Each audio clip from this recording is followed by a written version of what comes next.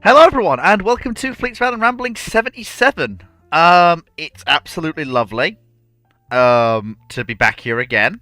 77 ramblings, just absolutely, ploughing our way through. Now, again, just a reminder, from now on, I would prefer it, in fact, I'm going to actually, it's a new rule, um, please keep your questions to history before 1991 and nothing related to modern politics. The reason for this is simply because A, modern politics is incredibly divisive and always leads to a degradation in the way ramblings goes on, simply because, to be blunt, everyone has strong opinions and the world right now is not a very happy place. Point 2. When it comes to modern equipment and geopolitical decision-making, politely, it doesn't matter who the Ramblings panel is, we aren't going to know anything. Any more than you could find out through a Google search. And even if we do know, we can't tell you because it's still classified. So again, keep it to things before 1991, and we'll all be good.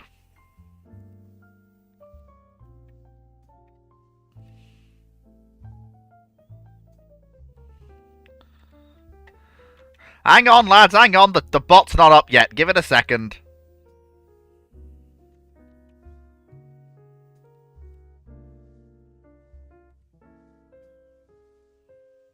Sorry, Knight. Well, we can't really give you an answer on the LCS. Like I said, we don't know much about it. We know what's not been classified, but apart from that, there's not really much we actually know.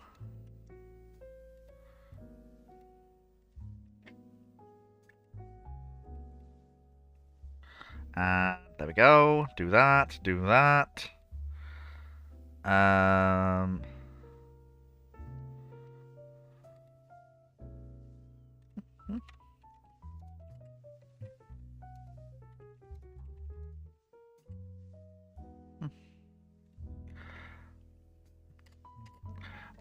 It's a bit of a slow start today, but I had to do that announcement first, and it kind of took the wind out of my sails a little bit.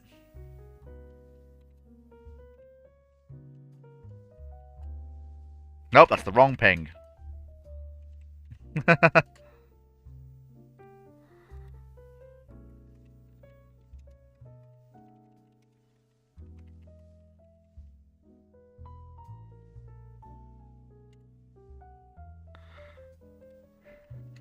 Hello, folks. Welcome to Ramblings on Discord now. Excellent, excellent.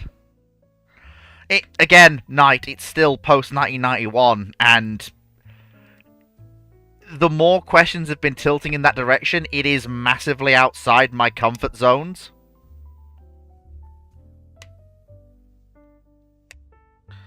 The more we talk about modern politics, the less out of my area of expertise I am.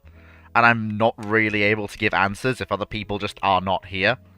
And at that point, it's not my show anymore. It's other people talking. So I've decided to rein it in and go back to things I actually know a little bit about, which is stuff post-1991 and ideally pre-1991 and ideally pre-1950. But I'm not going to put the cutoff at 1950 because I'm not Drac. More down to the fact that I also need to enjoy this. Gunnery officer, I literally just said we are not taking any questions that post-date 1991. Well, I'll say it again. I'll say it again for the people in the back. From now on, questions should be no modern politics, because the world's already depressing enough as it is, and we've all come here to get away from that. And there are many more political channels on YouTube who are far more skilled and up with it than I am, who know this stuff. And also, I just do not have the knowledge base to deal with post-1991. Well, no one does. Because A, most of it's classified, if we're talking about weapon systems, so anything we say is basically bunk anyway. And B, modern politics is honestly depressing, and if we're talking about geopolitical thinking, it is impossible to make any judgment that is worth a damn. I also just am beginning to get tired of talking about it. Ah, thank you for reminding me, Bone Meal. Thank you for reminding me. Let me just get that going.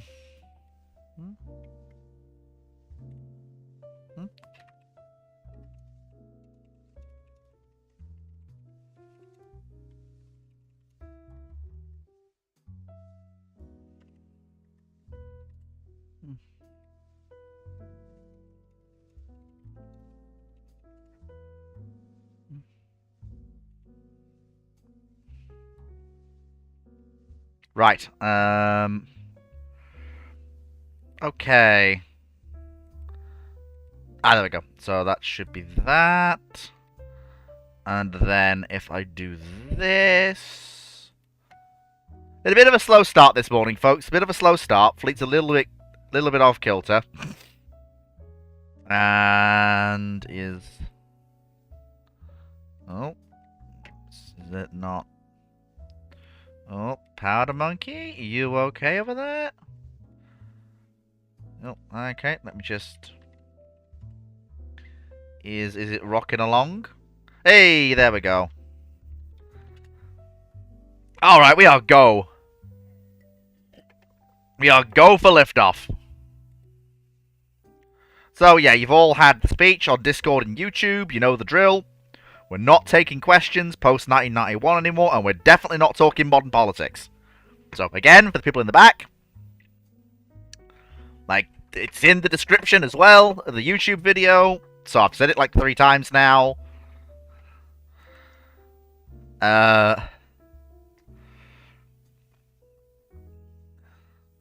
Right. Okay, so that is... Shush, Powder Monkey. Alright.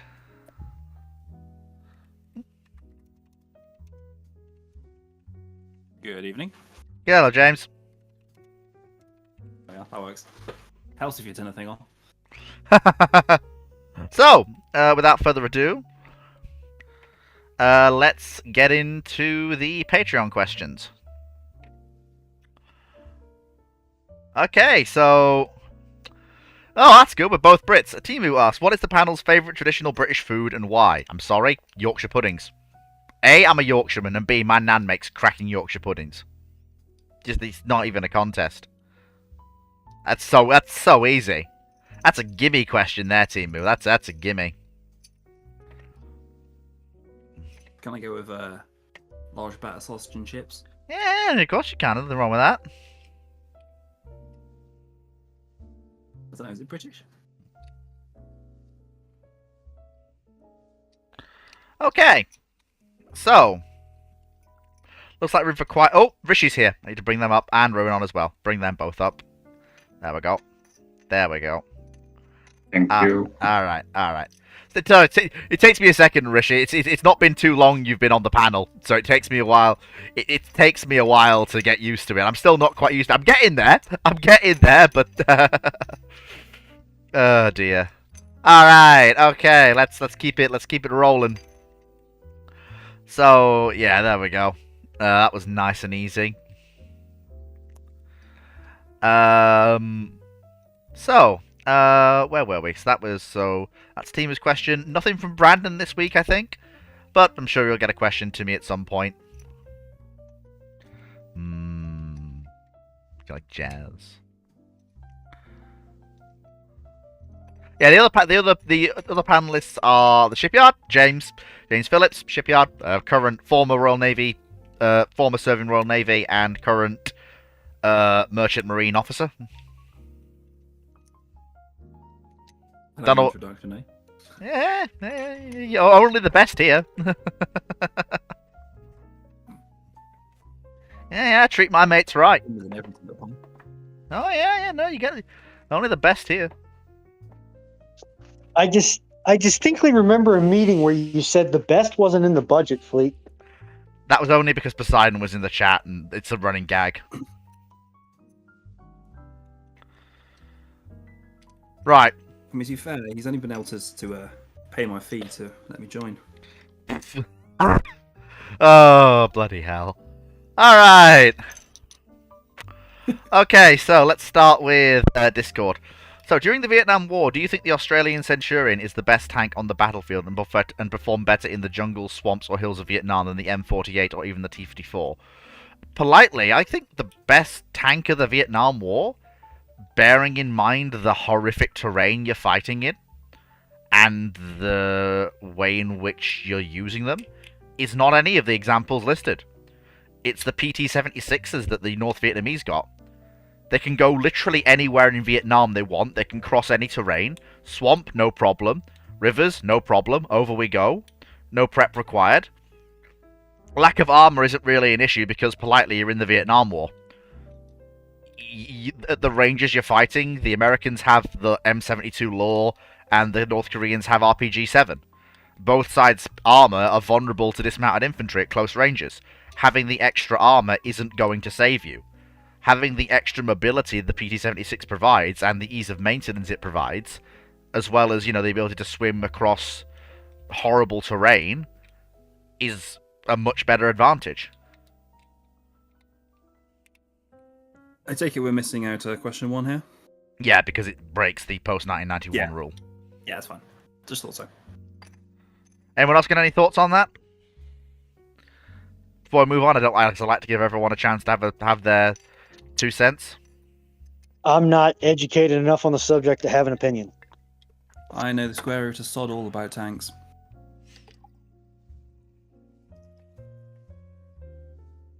There we go. Well, that was that. Okay, first YouTube question. Here we go. 1971. If Red Top had been miniaturized to be the same size as Sidewinder, would it have been the standard British infrared AAM until ASRAM came in?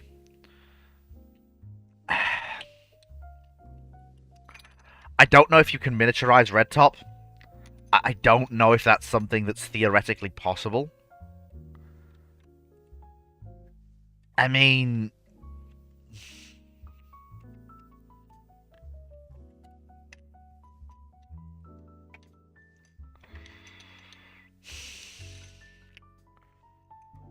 The problem is, NATO is a thing,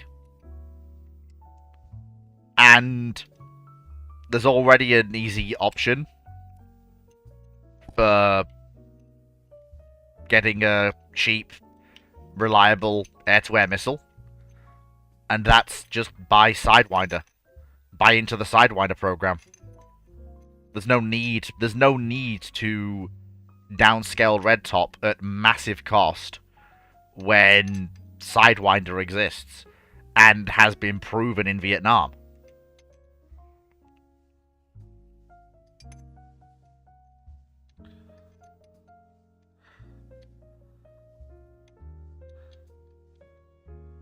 I second what Fleet just said. Like, there was argument over whether or not the McDonnell Douglas Phantom, like, obviously they were going to carry Sparrow as their primary weapon, but the choice between Sidewinder or Red Top. But honestly, the whole point is, like, the Red Top is a long-range missile that doesn't maneuver that well. You've already got Sparrow for that role. If you're going to have a secondary shorter-range IR missile, you want something that turns tight, burns fast, and Red Top doesn't give you that. Sidewinder does. And also, Red Top costs 18,000 per shot, and Sidewinder costs 3,500 to 3,900. And at scales of a cost like that, it's a no-brainer.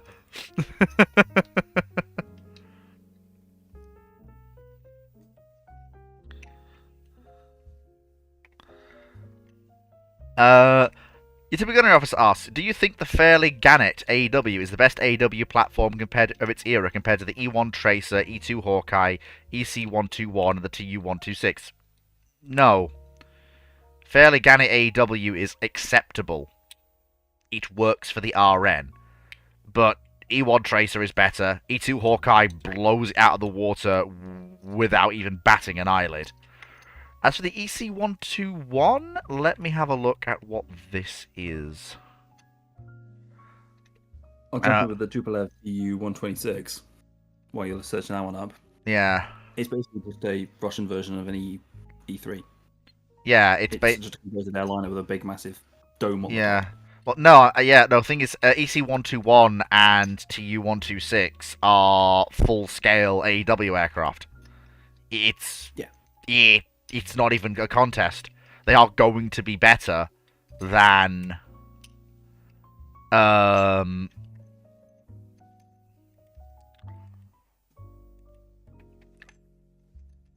Gannett. Yeah. Although the TU-126 does come with the best name for an airborne early warning radar. It's called the Flapjack.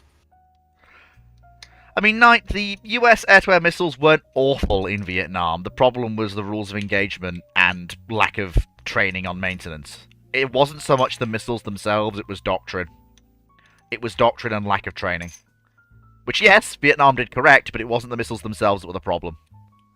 That is a common misconception. So, next question. 1971, related to the previous question. If Red Top had been miniaturized to be the same size as Sidewinder, how happy are the RAF and the RN? They're incredibly unhappy. Because, as I've said, any miniaturized Red Top will probably be more expensive for about the same capability as Sidewinder, which is going to chew into the RAF and RN's budget. And they're going to be like, why didn't we just buy Sidewinder? We could have had more of them, or use the money for something else. They're not going to be happy, they're going to be unhappy.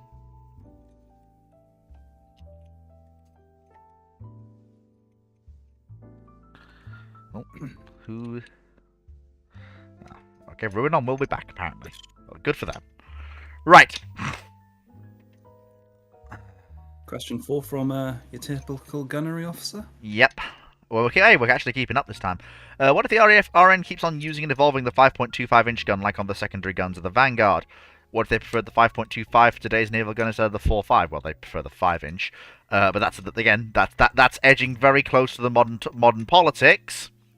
So I'm gonna, like I said, that's again post 1991. But I will allow it as it's in the things of the question. And would the USN be forced into adopting the 6-inch gun for their frigates and destroyers?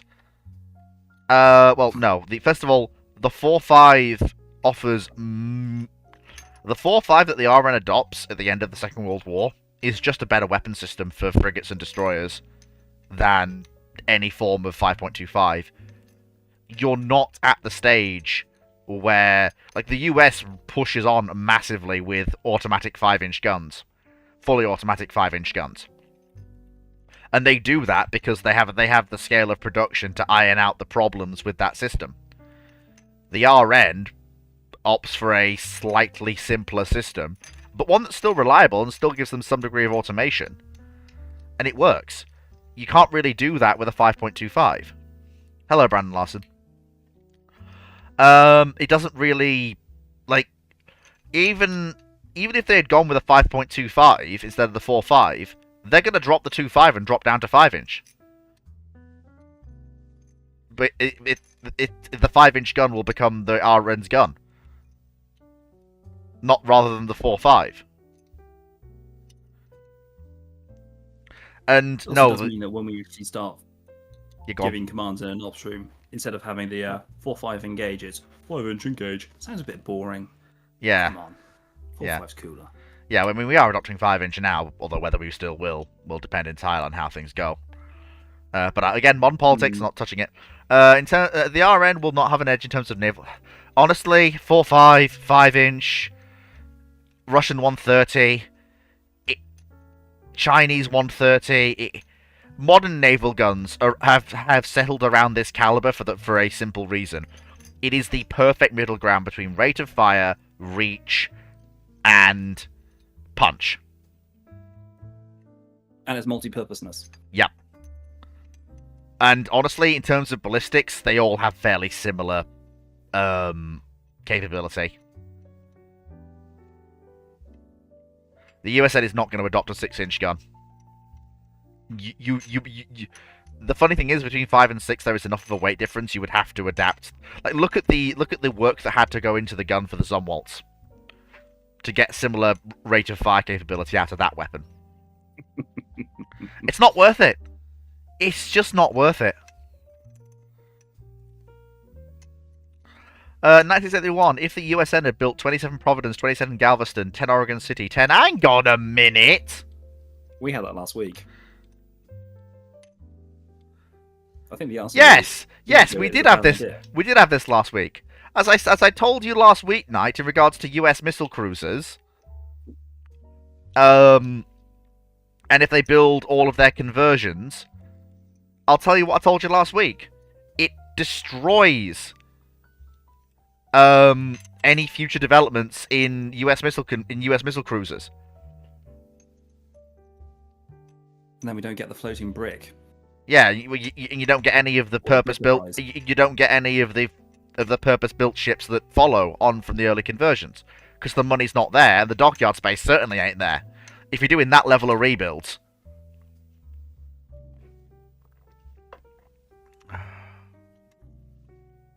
Also, they're all mostly ugly as well, so you kind of stay in the world with people's eyes with ugly as sin ships.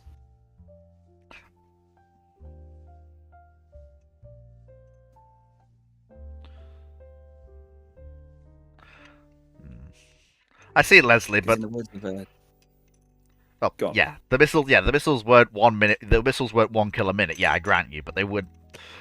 There's a difference between that and the myth that has arisen around the Vietnam War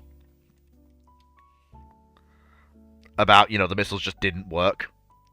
That's more what I'm referring to. I'm aware that they were oversold, but they also aren't as bad as the myths like to make out.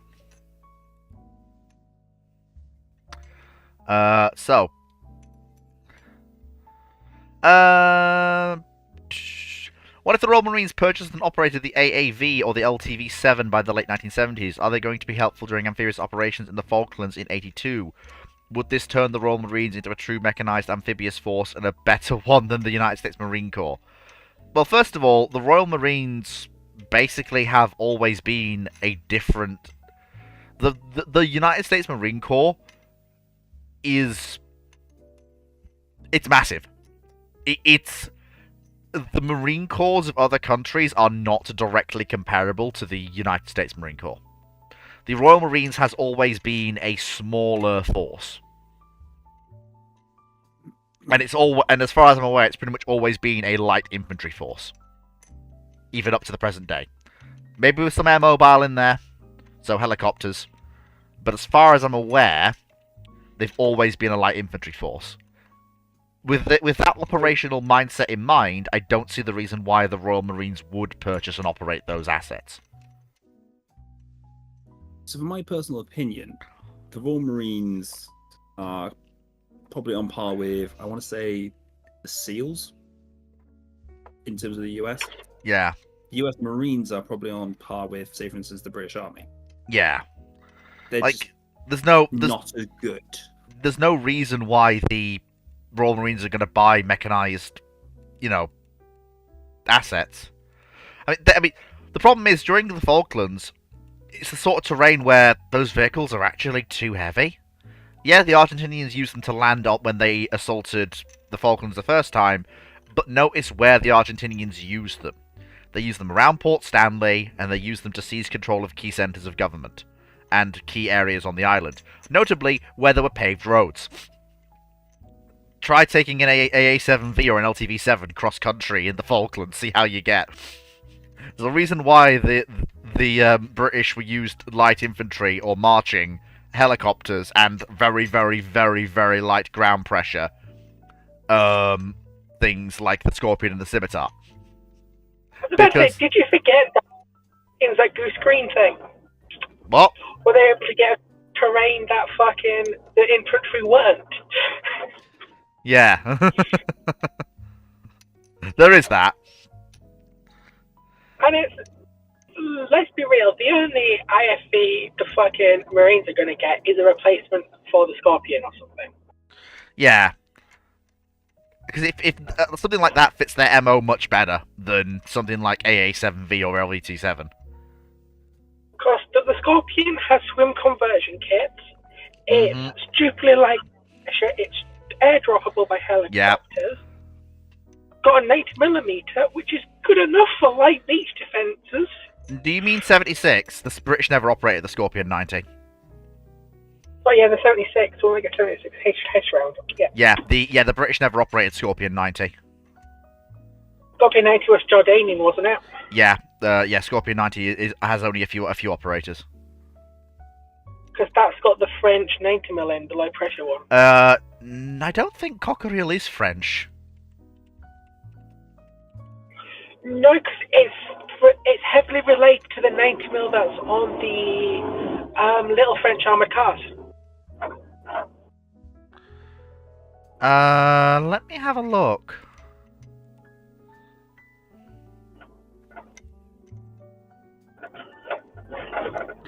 Let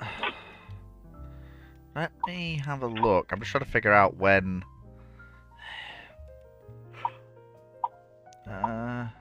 Oh no, they're Belgium. Cockerill are a Belgium company. Okay, that explains it. Oh, there you go then. Hey, the more you know. 1971 says on YouTube, Fleet the Sidewinder is cheap as it was because of American industry, whereas the British never had that luxury. Well, yes. Obviously. But that doesn't change the fact that it is cheap. And that it is the obvious choice. It's not cheap because of American industry. It's not to do with the military-industrial complex. It's cheap because the Americans pioneered the printed fucking circuit. Yeah, there's that as well. And it's a case of a lot of the AM9s are old stock that are being modernised. Oh, yeah, $. I forgot about the Viking. Oh, I forgot about the Viking. The funny twin-part machine. I forgot about that. Oh. How did you forget about the goober? I don't know how I forgot about the goober, but I did in fact forget about the goober.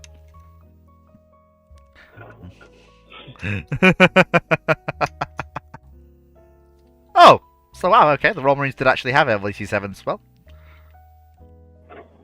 Oh, no, sorry, the Royal Marines had that, yeah. Oh, yeah, sorry, the Royal Marines had LVT, they didn't, and then they... How long did they stick with LVT? Do you know, C-Dotters? Hang on. A long time.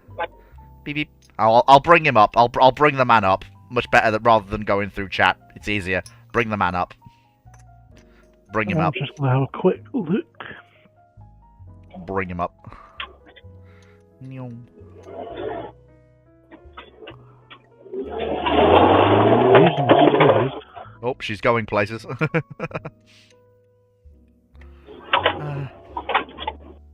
So we use them as Suez. Oh, wow. Okay, so they kept him while Suez. Fair enough.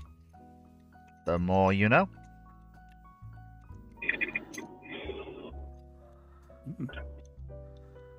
Weren't they also used in Cyprus? I don't know, actually. Because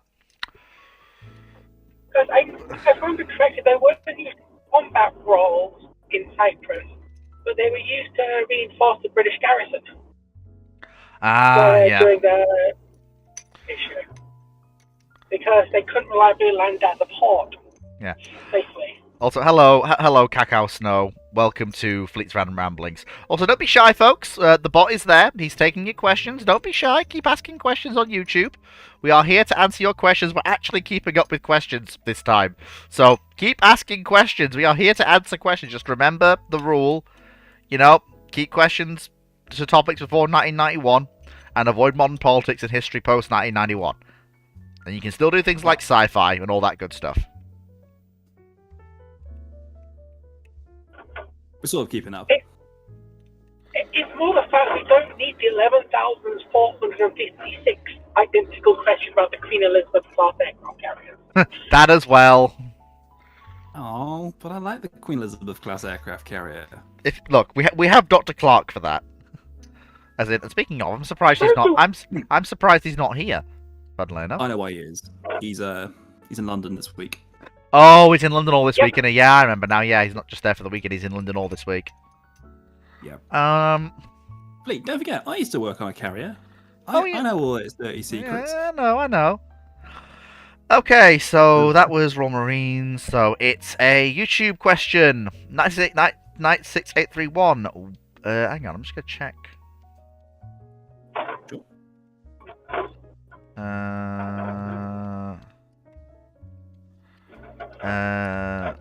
Did we?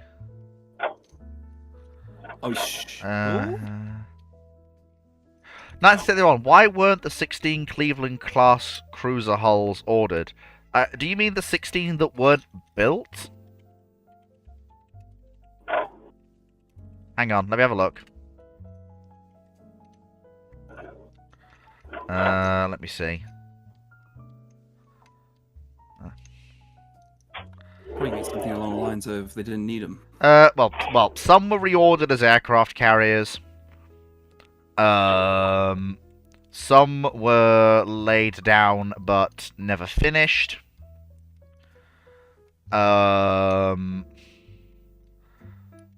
Most were cancelled. And the reason most were cancelled is basically because, well, the war was over. Kind of. It was also the fact that there were better cruiser designs. Yeah, the war was over. There were better cruiser designs. Like the Age of the Missile was on its way. It's just yeah. That's anachronistic. It's yeah. It's basically the war was over. Times were changing. The treaties were just not a thing anymore. Because, politely, the Clevelands are still, despite everything, post-treaty cruisers. They're not a clean slate design. They still have the bones of the treaty deep within their hulls. Yeah, they're escalation cruisers. Yeah. It's sort of like, why did the British not finish some of the town successes they laid down? Because they didn't need them. Like, there was an opportunity. Like, why would you want to build the Cleveland when you're building a Des Moines? Well, the Clevelands and the Des Moines are... Well, the problem with the Des Moines is they are very expensive. You can get 2 Clevelands for 1 Des Moines. That's not so much the thing here. And also, the Des Moines are very much... They're basically the lower end of the new capital assets of the USN. Rather than... They've stepped up to a level that previous cruisers just can't get to. They're not exactly Cleveland replacements. The expense level's gone way up. Yeah, but what's the short loading cruiser that they built as well?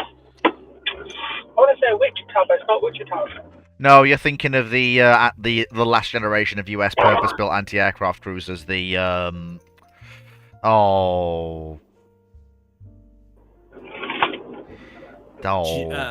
Atlantis. The Worcesters? No, yeah, that's it. The Worcesters, yeah. Yeah, the Worcestershires. Yes. Say that again, Fleet. The Worcesters. The Worcesters. Fuck! I can't do it. Class. I can't do it. Look, we don't have Worcestershire sauce up here. We have Henderson's, and it's infinitely better. Oh shit!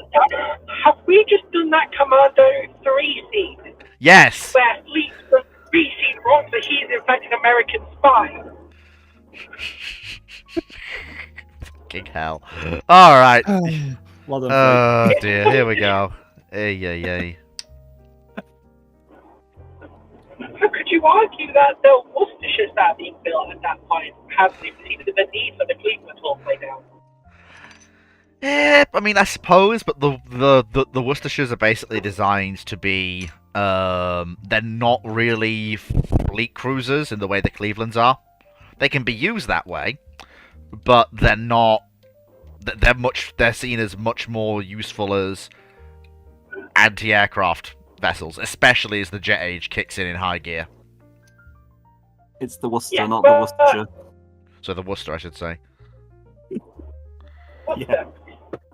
I know how to say that. I just completely had a brain fart moment. It's fine. Anyway, so Sorry. moving on. Moving.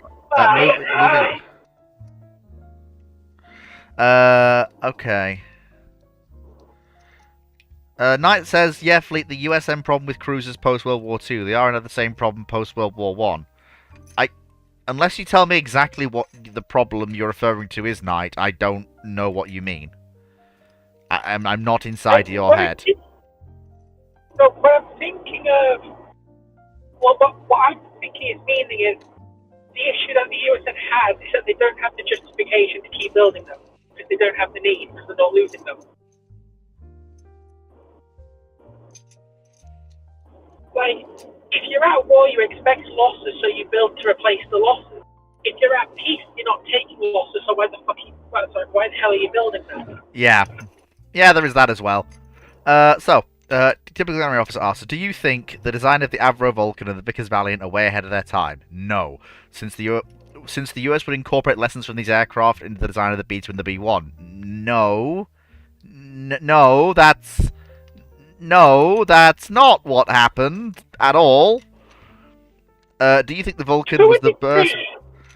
Do you think the Vulcan was the first bomber with relatively low RCS and probably even stealthier than the B-1? Neither the Vulcan nor the B-1 are stealth aircraft or have a low radar cross-section. They are giant... like, when the B-1 has its wing folders, and just the Vulcan generally, they are giant flying wedges. Yes, but, okay, rightly, there's a reason I say he's barking up the wrong tree. During exercises, the Vulcans proved to be significantly harder to detect on aircraft radar than their equivalent American heavy bombers, right? A little bit, yeah, but it wasn't. And especially when training the aircraft, their silhouette and the fact that they were very flat and tapered, it wasn't intentional, it's just they got lucky. Yeah. As for the Vulcan design influence on the B-1, there is quite a strong argument the Vulcan is why the B-1 exists. I mean, yes, but I mean the whole low-level penetration bit. Yes, I agree, but it's not. They're not incorporating lessons. It's doctrine. They're taking doctrinal cues from the Vulcan rather than incorporating lessons. I would also like to point out, based on what I understood of the question, that you can have aircraft fuselages which are inherently low observable, but do not get to the point of being stealth or what we would call low observable today. Yes, it's that. It's the case of for early to mid-Cold War radars, for aircraft was really bad resolution-wise, even for missile guidance, which is why you see so many armors. And for aerial radar, the Vulcan was very hard to see, especially for the F-104 starfighters.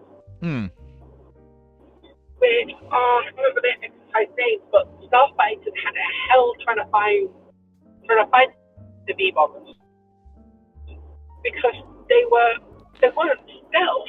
They were also There was also jamming going on, wasn't there, though, as well? So that's a factor you've got to consider. Yeah, but most of the Vulcan jamming equipment was against stuff like radar location and stuff like IR decoys and thermal decoys. Because the concept of low observability radar didn't really exist. So, because I must admit, that is the one thing.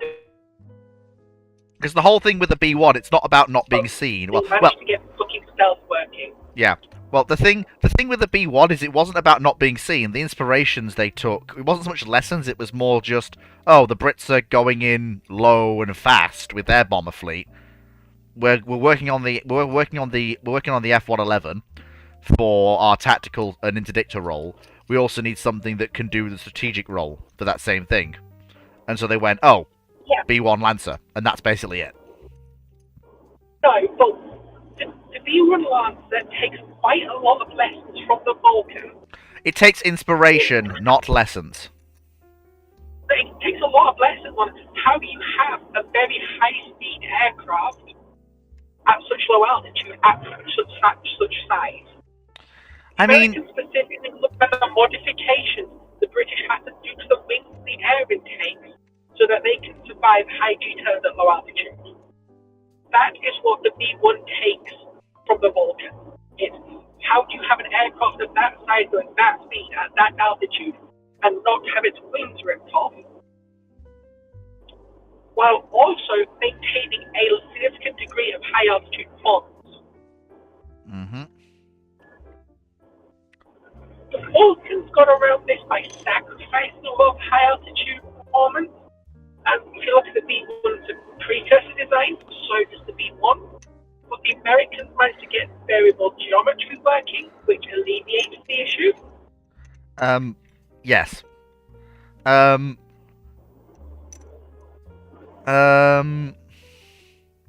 Knight, Knight, those two situations are not remotely comparable. Post-World War... Really? So, post-World War One, yes, Hood, Hood and, battle cruisers were expensive that you would need. Like, the British didn't have as many battle cruisers as they wanted, or more accurately, fast capital ships as they wanted, so a lot of the work that you would normally have a battle cruiser for, a heavy cruiser had to do. Which makes sense. But then again, the paradigm of naval warfare had also changed anyway. There weren't many fast capital ships around regardless. It's not the same post-World War II. The Alaskas basically have no role. The Alaskas have no role. Anything an Alaska can do, an Iowa can do for 25% more cost. The Des Moines don't take up the Alaska's job. The Alaskas don't have a job post-World War II. The Iowas can do anything they can do better. They do not have. They do not have a job with the U.S. Navy. Yeah, I think you bark up the wrong tree there, please. Because the role of the battle cruiser was trade interdiction and area denial. If you're going to places where you know the enemy's battle cruiser is operating, you need capital ships to yourself to operate the area. Well, yes. I'm more referring to a lack of capability. Yes, hear me out.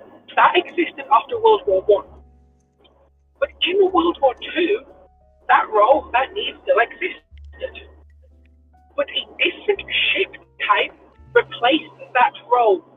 It was no longer the battle cruiser that did that job of sea denial, of interdiction. It's the aircraft carrier. It was the captain that did it. Yep, and the US has no shortage of those. Yeah. But no, seriously, what do the Foxo's exactly right. She's actually hit the nail on the head. Thank you, Fox. That was a brilliant explanation. Knight, you don't need an Alaska to kill a Sverdlov. Politely, if it's good weather, a carrier will kill the Sverdlov if you're the USN. If it's bad weather, a Des Moines or an Iowa will do it. Or heck, even a Baltimore will do it. Even some of the more aggro 6-inch cruisers, late war 6-inch cruisers are going to. I'm not going to say they're going to curb stomp a Sverdlov. Yeah, curb stomping but they're Sverdlovs. going to make that captain think twice. Yeah, curb stomping Sverdlovs is reserved for things with 8-inch guns and up. But even a Cleveland is going to give a Sverdlov a fair fight. Yeah. Well, it depends. Do you take the theoretical Sverdlovs or the reality of the US Navy? It's more of the case of why do you need the Alaskas when you have the South Dakotas? Speed. That's the one thing that the South Dakotas and the North Carolinas can't bring.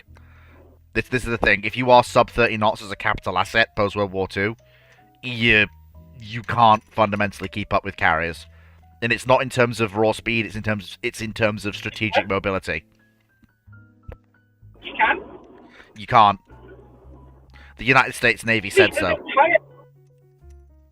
The entire doctrine in the US Navy had that was like, okay, if a carrier is in group 12 with a 28 knot capital ship, it has to maneuver slightly differently and how the fleet shifts around the carrier has to change slightly.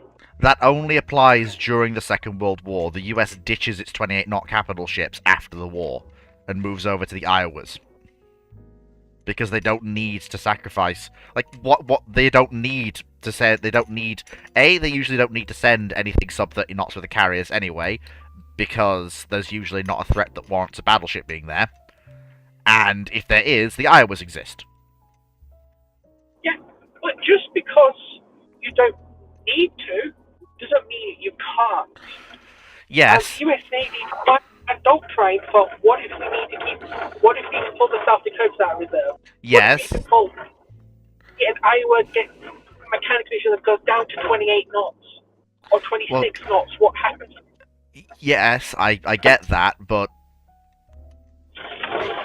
Because as New Jersey found out the hard way, you put an Iowa in rough sea, you start losing knots at a rate of knots. Well, yeah, but but that happens to every ship in the task force if you're going into rough seas, including the carrier. That's not something unique to the battleships. But Yeah, my but point is, the Iowas tend to lose it quicker than. There is a lot also quicker. there is also the I fact think- that the Carolinas. Go on. It's more the point made that making that if the US said it needs a heavy escort, it can pull the South Dakotas or the North Carolinas out of reserve for when the battleship's still relevant. They can When do, the but third or- but if they need more heavy escort than the Iowas, and it's obvious they're going to need that, then the correct solution is actually just finish Illinois and Kentucky. Bring your fleet up to 6 Iowas. Not necessarily. What happens if New Jersey hits a mine and breaks in half in peacetime? You've Then lost you- an Iowa, Okay. but you defeat its ability to pull an old battleship out to reserve until you fix an issue. Which is my point. What do the US that justifies their cost? They don't. Exactly. I mean, I'm not arguing with you on that front. Remember, I'm just saying that they probably wouldn't use the 28 knotters. They'd probably use a Des Moines instead. Because politely, a Des Moines is overkill against basically any other combatant. Yeah, at the moment, the same cost has a different use in the fleet as an air defense asset. No, Des Moines is not. Des Moines heavy escort. It's not a. The first and second class of U.S. fast battleships, if they were to be reactivated in a post-World War II world, and not used as they're essentially going to be turned into the standard battleships of that conflict. They're going to be used for amphibious force command. They're going to be used for fleet train escort, and they're going to be used for shore bombardment. Yeah, put it this way: if you're on a reforger convoy doing 18 knots, why are you going to use an Iowa to protect that? You're not going to use any battleship to protect that. If there's a threat of the Spudle of, say, going into Norway, you might. No, not really. You'll just have a missile cruiser. And just blat that Sverdlov before it can even get close. Okay, what happens if it's 1949? And your missile cruisers are having massive teething issues and you can't rely on them because they're not... The missiles have a habit of not working. Either A, bring 2 of them, or B, bring 1 of them into Des Moines.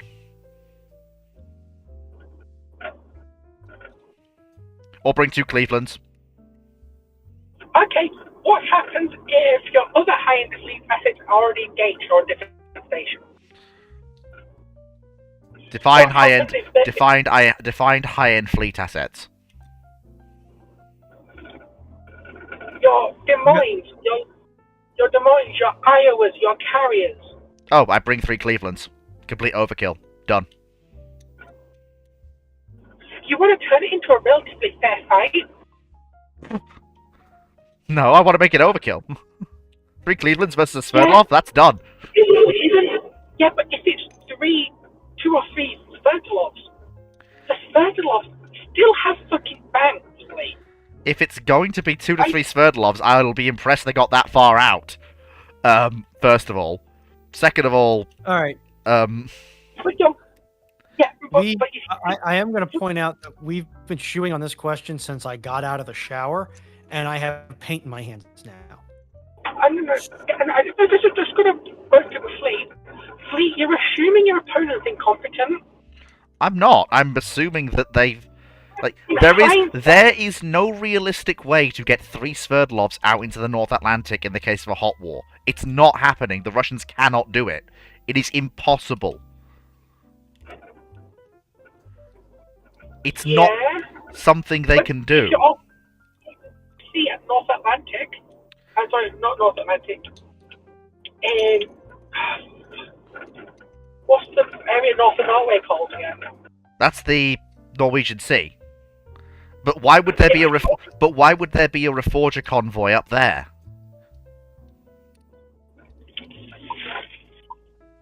I don't know. It's trying to get into the British Isles, and I don't know if say Liverpool's been used, so they haven't got an alternative port on the British Isles. Then why would they be all the way up in the Norwegian Sea? Why wouldn't they have come south through the Channel or gone into Irish ports or gone to Belfast? Why are they all the way up there? Are we assuming the other navies around North Sea are not doing anything about these Sverdlovs? That's my point. I basically have to. I'm basically positioning a realistic escort to, assuming a sortie of a Sverdlov plus task group. I'm positioning my screen to be able to deal with what I'm expecting gets through the other NATO navies and the other things that will be put in that task group's way. Realistically, that's a Sverdlov plus perhaps 2 or 3 escorts.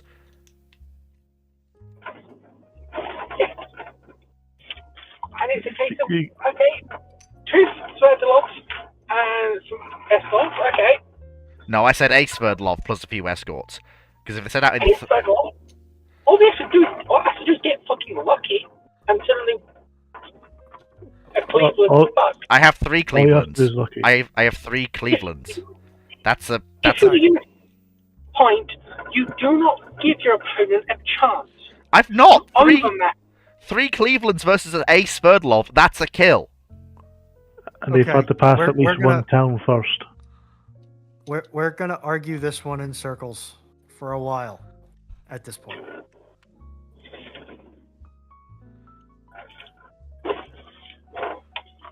Yeah, but the French also have cruisers, British have cruisers, Dutch have cruisers. There's a lot of cruisers you can stick in front of a they're all the Where you heavy get armored late war light cruisers. Well, late war, you know what I mean. That's all before you get to the American cruisers, which you're not even bringing the best ones. Yeah. And you're still going to outmatch them. Subject. Yeah, so next question. So that was that. So what did I just do? Yeah, so that was the 16 Clevelands. So, next question is a Discord question. So, Roman Marines... Gunner Officer... No, that was that one. Which fast battleships would you rather have to counter and engage the Congos and have the ability to screen your fast carriers? The Iowas or the Richelieu? The Iowa. The Iowa. Easily. Why is this a question? Yeah, more heavily armed, better AA suite, faster. It's not even close. Yeah. Are we grabbing just a clutch of Gunnery Officer's question, or are we doing like every other, or? There haven't been other questions, so I'm just and also to be fair, we're actually making really good progress today, so I'm not too fussed. Bowmeal Boy, how was the Minecraft movie for you all? Not seen it. Not going to see it. I have no interest too. Yeah. Not seen it. The first 5 minutes are way too fast, and then I fell asleep. Knight, the Soviets were never going to complete the Sverdlovs up to the full build-out of 30 ships, not once the halt is put on the Blue Water Navy program by Khrushchev. Yeah. And also, Uh-oh. and also politely, could have, would have, should have. Basically, it was the point I'll make with that. We're not talking about what they could have done. We were discussing the threat that actually existed. Yeah, and honestly, this is why my favorite what if is the Soviet Union actually completes a Blue Water Navy building program. We've been there, done that, got the postcard. Yeah, but to me, that's one of those questions that I can pretty much always come back to because it is such a big question mark because there was the will there, and then Stalin died. Yeah. And then it happened because it never should have happened in the first place because the Soviet economy was never quite tuned up to do that. Yeah. Okay. So we did the fast battleship question. That was fairly easy. Minecraft movie. It's question 8 now, I think. Hey. Diplomatic officer. Do you think the Piat is the best portable AT weapon ever fielded in World War II, even better than the M1A1 and M9 bazooka and the Panzerschreck in terms of mobility, penetration power, reliability, and versatility? I'd say it's situational. Can I just answer this one, please? Well, can I very quickly make my statement, then you can make yours. So very quickly, the Piat is a very situational weapon. For most situations you're going to find yourself in, the extra reach and reliability of the bazookas and the Panzerschrecks, and heck, even the Panzerfaust, are probably going to serve you much better. However, the Piat is not a bad weapon, but I will say it is somewhat more situational than the others. Okay, Foxo, go nuts. There's a reason all the armies except the US Army, like you mentioned, switch to the bazooka when they come to. Yep, there you go. That's pretty much it. I just think it's a matter of what's the flattest shooting. Yeah. So it's an evolutionary dead end. It was good idea, I think possibly a good idea at the time for something that was already partially developed. You just have to make it smaller, but that's about as small as you can make it. Yeah. While still have retaining a useful warhead. Yeah, but again, it's very situational in the way you could use it. Although it was quite a stealthy weapon if you used it right, because there's no sound, there's no flash. You could also use it as a mortar. Mm-hmm. And this is what I mean. It's situational. Like as an anti-tank weapon, it's not as good as its contemporaries. It's not bad either, but it's not as good as its contemporaries. If you're in a town, if you're fighting in a town, you can fire out a building without killing everyone inside the room. Oh yeah. So. What was the launch methodology for this one? Spring! The Spigot's mortar. It's a spring! The biggest point about this, though. The Piat came in the early war when everyone else was running out of anti-tank rifles. It's not a bazooka equivalent, it's an anti-tank rifle equivalent. And it shows. Yeah. Okay. Yeah. You can't see this right now, but I'm staring at chat with an extremely unamused face. What have they done now? Nothing. Well, Chat's been fine. Just the idea of a spring-launched anti-tank munition. It was funny and it worked. It did actually work, funnily enough. That's the picture. Yeah. It was the spring machine. It is this, but smaller. Created French. created by the best inventor in the world, a British man in a shed. I think you're referring to the French grenade catapults and grenade Drac. crossbows. Yeah, honestly, if Drac doesn't build something in a shed in his 40s, I'll be very surprised. I know he's got the channel and everything. Greek fire is about? Oh no, Drac, put the Greek fire down. It's probably something that's easier to make with limited materials Let me just know-how check. than a rocket. Yeah. And talking of Drac, I haven't actually spoken to him or actually watched a video in a very long time. He's doing all right. I spoke to him last weekend when it was Dr. Clark's 5-year anniversary. That was a good time. I felt like I was actually on an even footing with both Drac and Dr. Clark. was good fun. I couldn't torture him with my foreman's nipples. He had to leave too soon. Timu Locker asks, panel... Timu... Sorry, go on. Go on, Shipyard. So hang on. So Dr. Clark started his channel exactly the same time as I did. Apparently. That's crazy. Okay. You have more followers than he does. Yeah. I don't understand how that works. Neither do I. No one does. We must do the collabs. All of the collabs. We are beholden to the almighty Algo. Yes, we must do the collabs. All of the collabs. All of them. Every single one of them. Tell your friends I exist as well. I need the subs. Timu Locker asks, panel's favourite ironclad warship. Oh, come on. You know my answer to this one. It's on the... It's plastered all over my face on the stream. And it's my... Come on. I'm not going to answer this one, because you all know what my answer will be. But I'll say... Oh, sorry. I'll say it anyway. The Marine Nationale Barbette Turret Ironclad Hoche. And now I'll let everyone else speak, so that... And because I've been over that ground far too many times before. Monitor. HMS Victoria. Ooh, that's a good choice. That's a good choice. Ah, yes, the famous lawn dart herself.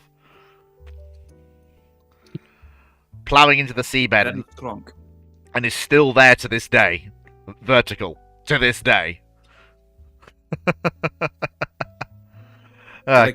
Give credit where credit's due. Yeah, Victorian. Yeah, Victorian steel. Well, Victorian iron, technically. Guy, you got a favourite ironclad? Anything from the Dutch? I'm not familiar enough with ironclads, so no. Okay, fair enough. Back to the business at hand. Brandon Larson asks, oh boy, oh boy, oh boy, oh boy, oh boy, oh boy, oh boy, oh boy. Alright, here we go. What if the Army of Northern Virginia and the Army of the Potomac were sent back in time to either the War of 1812 or the Revolutionary War? With such powerful formations now at the disposal of the US, how decisive are they in the long run? Assume they are fully supplied for at least a year of non-stop combat operations. Well, first of all, if it's the War of 1812, the Army of Northern Virginia is going to immediately march to Virginia and basically do the secession crisis early. They're going to say, they're coming for our slaves, we're here now, the Army of the Potomac will be loyal to the government, and so we'll go and fight in the War of 1812, and the Army of Northern Virginia will basically go, right, secession 1812, let's go. And probably throw their lot in with the British if they can get a treaty, which the British, honestly... It's 1812, it's still... Yeah, it's 1812, it's prior to the abolition of slavery in the British Empire. So the British might go in for it. And for a Canada-like independence, if they can keep their slaves. But if we assume that both of those armies, for whatever reason, for the purposes of either conflict, are loyal to Congress. The Union. Yeah, the Union. If they have a full year's worth of supplies, as in 100% supply for that formation for a year. The War of 1812 is a stunning American victory. Essentially, the War of 1812 turns into a close-ish blockade for the British until one side finally gets bored. Yeah, and it'll probably be the British, because unfortunately, the US has secured Canada. It's gone. Yeah. It's gone. Correct me if I'm wrong, but in 1812, flintlocks are still the primary action of military firearms. They are. Absolutely. No? They are. The difference is that this army coming north, all of its weapons are rifled. Which means they can engage at range. Their percussion cap. Yep. And their percussion cap, and your cavalry have repeaters. Uh-huh. Yep. Ouch. One issue though. Because the US and Confederate armies weren't trained in using or estimating range with their rifles, they would still be fighting at more or less flintlock range. That is true. Which gives them... But they're gonna far more of their balls and mini projectiles are gonna find the British. Oh yes, than the British. They're more accurate, Yeah. Sure, but they're still fighting in formations, so that kind of averages out a little bit. Yeah. So they're gonna have to. Go ahead. they're going to have a simplified drill versus the musket loaders that the Royal Forces will be using. Yeah, the British can fire 2 rounds a minute, 3 if it's a good regiment. As Sharp always says, a good soldier can fire 3 rounds a minute in any weather. But unfortunately, the Americans can fire 3 on a bad day and 4 on a good day, which makes all the difference. And Yeah, I think, the fire rates are still going to be pretty Yeah. much. also the same, more modern to be honest. explosive shell for the artillery. That's really gonna. The more That's- modern explosive that's the shell. biggest thing here. Yeah, the That's more the mod- biggest thing here. Yeah, that's gonna break all of the because none of the forts in Canada, apart from a few, are brick or concrete. Most of them Yeah. are mud. Those explosive shells are just gonna tear them apart. Not to mention the modern shrapnel shells. Oh god, yeah. And then I'm the- not sure how many people use buck and ball in the 1812, but the Confederates would definitely be using that. Yeah, So that's also a big thing. it's just it's going to be a total like the British will basically be forced to go. We've lost British North America. It's gone because they can closely blockade the US all they like, but politely, the US can just trade over land with some of its neighbors in terms of certain internal American trade, and in terms of overseas trade, they have enough clout and enough money to weather the storm until the British go, ugh, fine. I would also like to point out to the panel that they're going to be bringing back their Army engineers, which will have a good deal of information on things like railroads and useful steam engines. Mm-hmm. Which means that even in a blockaded U.S. economy, the jumpstart that the U.S. is going to have on the Industrial Revolution as it continues to charge west. Thank you, Manifest Destiny. There's also the horrifying thought that the Indian Removal Act is sped up at the point of a bayonet, specifically by the Army of Northern Virginia. It wasn't already? No, but it's going to be sped up even more. It's Yeah, not. it's It's just not so much going to be the Indian Removal Act; it's the Indian Removal Act. If you get why I It put that in wasn't already? quotation. Well, At yeah, the I head of know. the Gatling gun. Yeah, you get what I mean. It's going to be even more horrific Like- than it was, and it was already pretty bad. Like, yeah, the North American indigenous people genocide is one we don't talk about, but it is one that happened. The thing Unfortunately. is, Knight, they can't survive without sea trade. That would have been true in the Revolutionary War. Yeah, the British can just go no, but 1812 is a different. The America that fights the War of 1812 is a different beast entirely. By all rights, that's a war they should have won, on the land And at the least. problem is, The in Br- both cases, with the expertise that's coming back with both of those forces, you are going to have an issue where, especially this was more so true in the Revolutionary War than 1812, but they don't. The biggest reliance with the UK was the lack of not only skilled personnel but also personnel to begin with, whereas especially in the Civil War time frame, or excuse me, the War of 1812 time frame, that is a less of an issue. And then you're also bringing back a lot of skilled personnel.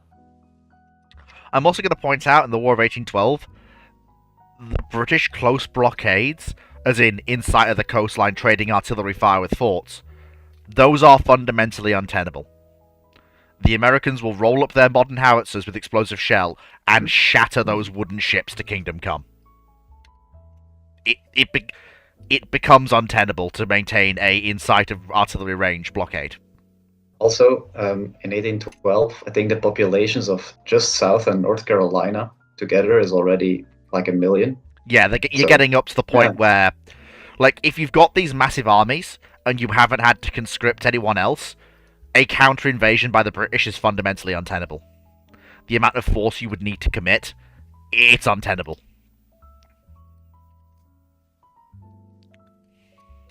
It is, unfortunately.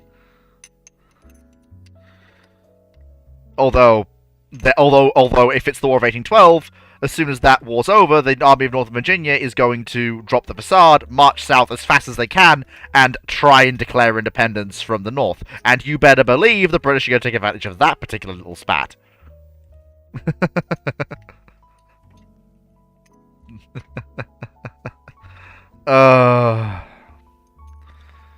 Oh dear. Right, so I think we hammered that one in, unless anyone has any other things they want to say. No. Nada, comrade. 1971. Why do we give the Lexington class so much flack for their 4 twin 8-inch armament when the IGN stuck 200mm guns and the RN put 140 and 6-inch guns on their carriers? Well, we don't really. The thing, because it was part for the course that a carrier needs at least a cruiser grade, and whatever you think the likely cruiser you're going to run into is armament when they were built. We give the Americans and the Japanese flack for sticking with guns larger than 6 inches for longer than was perhaps reasonable.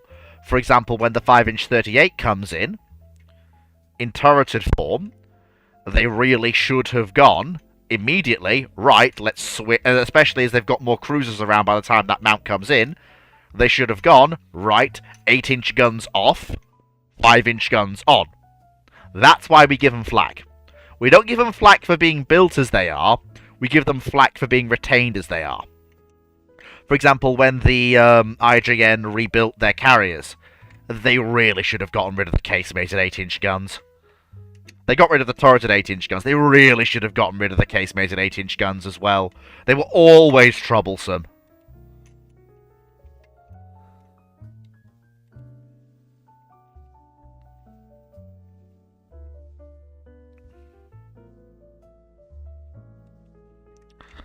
If anyone has anything else they want to say, I mean, I don't really think. I think all of the British carriers that had 6-inch guns, they were the early builds, weren't they? Furious, Courageous, Glorious, Eagle. Yeah. I think because then you get Art Royal and she just comes out of the tin with 4.5. Yeah, but I expect the British also just lose their heavy guns much earlier. Sorry. Yeah. Although most of the earlier, although Courageous, Furious, and Glorious lost them, Eagle and Hermes, I think, retained some 6-inch mounts. I don't think Hermes had them. Hermes was 4-inch because she was much smaller. Because she has singles along the sides. Did she? Did she? She had high angles. I thought those were 4-inch. Let me have a look. Because the photo of her before she sings has the 4-inch mount. No, I remember. No, she has 5.5. Wrong Hermes. Let me see. Did she lose those 5.5s? No, she didn't. She kept the 5.5s for her entire career. So yeah, they would have been. Only 6 of them though. But I suppose there is very much an argument to be case that their heavy secondaries, even during the late 20s and early 30s, were a failure of imagination.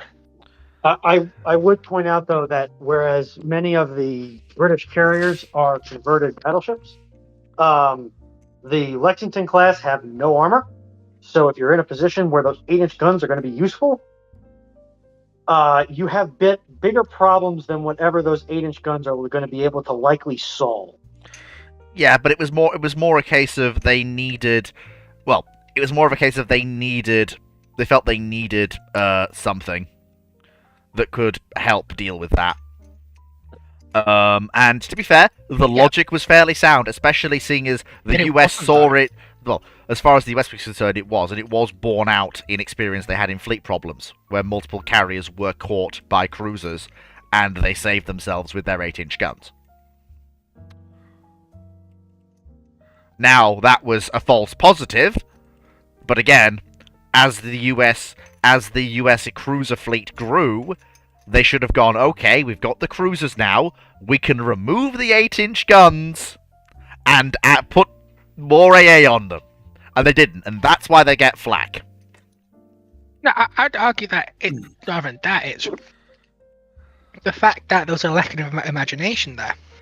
What do you mean lack of imagination? Like, even at this point, they had this idea of the carrier is an adjunct to the cruiser force, that it's with the cruisers. It's not its own element of the fleet. Scouting force, yeah, it was with the scouting force. Yeah, and it's like this idea of it's a flawed concept putting the heavy guns on the carrier, because you're putting it with the scouting force that's expecting to contact the enemy. I mean, again, I don't think that's lack of imagination. Playing directly against the strengths of the fleet asset. Yeah, I don't think that's lack of. It's a lack of imagination. I don't think that's lack of imagination. It's imagining them as battle cruiser equivalents instead of. I think that's lack of experience rather than lack of imagination. The US hasn't operated fast capital ships for its entire existence, basically. It's only had dreadnoughts. It's not had the experience operating battle cruisers. It's not trained with them. It's not exercised with them. These are its first fast capital assets. So they are basically starting from ground zero. So, at that point, the argument is they should have been better, because they should have fleshed straight to what's the strength of the carrier. Yeah, but the carrier is something it that new. This ship does specifically well and can do as a unit. That's why they worked through the fleet problems during the interwar period and figured out what they could do. The problem is, once they figured out that they should have their carriers as separate hunting groups. You have to have the carrier strike fleet and the carrier strike group as a concept. Once they figured that out, those 8-inch guns should have been gone from those ships so fast it wasn't even funny. Which they figured out late, by the way. They figured this out in 1935. Oh, I get that. I get those that. hybrid carriers it are was all from 1930s. In the 1920s, but by the 30s, come on. And then the question is, if the Americans are excused by the fact they've never operated battle cruisers and sort of the interdiction style of capital ships, what's the Japanese excuse? Well, at least the Japanese have the excuse of, like the Royal Navy, generally using converted battleships and battle cruisers that have armor. Well, thing is, compared to the large light cruisers, the Lexingtons are actually more heavily protected. They can actually stand up to 8-inch gunfire on the belt. Yeah, but large light cruisers have opinions about armor. They don't actually have armor. But it's also one of the things that annoys me at this is because the Japanese actually had a very advanced idea on the use of battle cruisers as independent elements of the force. Mm-hmm. And their ability to act independently. They're not an adjunct to the scouting fleet. They can perform as their own thing. And that's the point. And that gets lost. And they also build their carriers with 8-inch guns and 8-inch casemates. So... Yeah, which is... So, the Americans don't understand because they don't have that experience. Yeah, the Japanese have... The Japanese hang on. Why are we giving the Americans... the Japanese have been hiding from the flak all the time. Yeah, give them the flak. Give them the flak. They're the ones who deserve it. You should definitely post this photo to, emphasize the fact that they're hiding.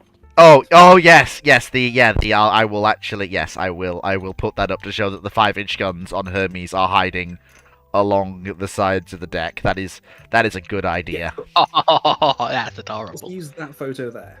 Yeah, I am. Yes. No, because there's Akagi when you had 3 flight decks and. Do you want the Hermes photo or do you want the Kagi photo? Go for Akagi. Okay, so just sitting there. They're just hiding there. Oh yes. So Akagi's turreted 7.9-inch guns are, she's hiding them. Like it's like I will show the Ramblies audience this because it's funny. Like, look at that! Those guns, they're hiding under... and technically, aircraft are supposed to fly out between those 2 turrets. It's... It's like, okay, you fly out between those 2 guns. Now, for God's sake, don't have an engine casualty and spin out, because if you slam into those gun turrets, there's gonna be paperwork, and I don't want to do the paperwork. Could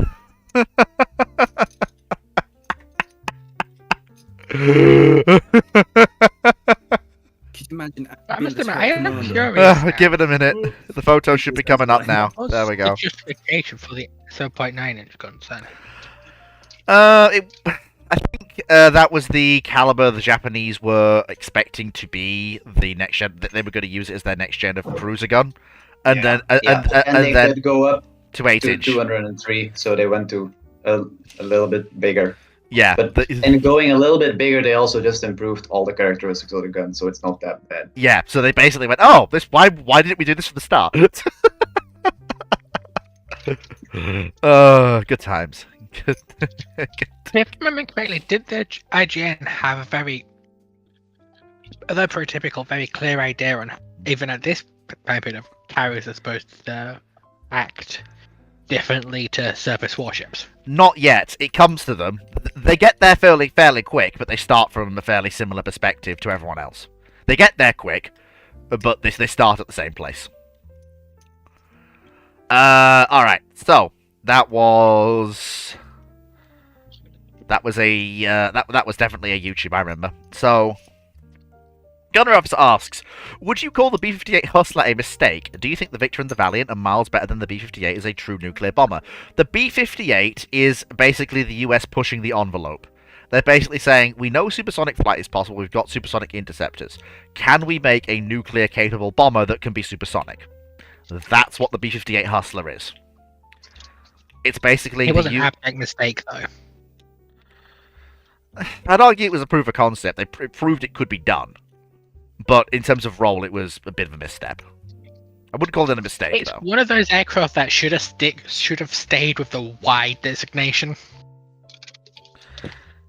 I mean, I suppose they have a use when it comes to if you're operating them out of Turkey. You can dart in and hit targets. Let's take into account that these were supposed to replace the B-47, the Stratojets. Yeah. These are the ones that are responsible for most of America's broken arrow incidents. Yeah. It's also worth pointing out that their major problem was That they randomly blew up mid-flight. well, there is that, but that was also a B-47 problem. But I'll also point out the fact that they basically died off when they're introduced in March 1960, literally like a couple of years later. Oh, look at that! It's the SA-2 and the MiG-21. Ah, bugger. What do you mean we have to go down at low level now where we're literally not designed to function? Yeah, it just... Yeah, the B-58 was actually too late. If it had been built a little earlier, it might have had a decent... It might have had like a 5-year period where it was useful. But it literally arrives and then SAMs and supersonic interceptors appear, and, well, that's basically all she wrote. Lee is using an obsolete concept of nuclear bombing that has been obsolete since the 1950s. I mean, it is fundamentally a 1950s aircraft. Until retrofitted in the mid-60s, it didn't have external hardpoints. Well, yeah, it was a... It carried a singular, mid-sized nuclear weapon. Well, yeah. It was a bomber through and through. And stuff like, I don't know, the aircraft it replaced was such as the B-48. Could carry multiple. Like I said, it wasn't a mistake. It was basically a way to put a bomb on a target you needed to service, and you needed to make sure that bomb could get through. It was a mistake. It wasn't. It was just it came at the wrong time. The concept was sound. The concept was built. Go on. It was. Absolutely was. It was more of a case of it's an aircraft that I think is a lot like the YB-23. It's a cool aircraft that should have stayed as a prototype. I mean, because it's an aircraft that doesn't live up to the realities of its mission. It spends all its points on speed when the US and the USAF has their own air-to-air missiles that can intercept its own bomber force in being developed, being fielded. They know the Soviets are developing them. It's entering a battlefield where they expect a mission profile is dropping several nuclear weapons per target, and it can carry one. I mean, I would argue though it did give like also the. I mean, even if nothing else, it did give valuable experience to the bomber pilots of the USAF for operating for basically and ground crews for operating an aircraft like it. Experience that fed into the XB-70 program, and then would later feed into things like operating things like the B-1 and the F-111. Right. By the time the B-1 comes in, most of that's lost. Because the Hustler was that bad. It wasn't bad, it was a misstep. You keep saying it's bad, it's not bad. It's objectively bad for the role it was designed for. It's not! The role it was designed for was a fast bomber to deliver a point bomb to a point target. One you need serving ridiculously quickly. And ideally you need that bomb to get through. And for that role, it's successful. It was a jet with a very slow climb rate, for jet by jet standards. Could only go at high speeds at very high altitude. Mm-hmm. Had a habit of randomly blowing up mid-air. Had a really low readiness rate. Could carry a singular nuclear weapon when doctrine and tactics now at that point were several nuclear drops per bomber in a localized area. It didn't get hard points until 1964 at the earliest. Did I mention it was massively unreliable? And it was also entering a theatre where the Americans knew about the Soviet surface-to-air missile program. Mm-hmm. It's an obsolete aircraft idea coming in when it's obsolete for its battlefield role. Because you could argue its battlefield role had become obsolete. I just don't agree. And we're not going to get each other to change our minds on that. Wait, here's a question. What does it do that the B-57s can't do? It can service harder targets than they can. They can't penetrate the defenses it can penetrate.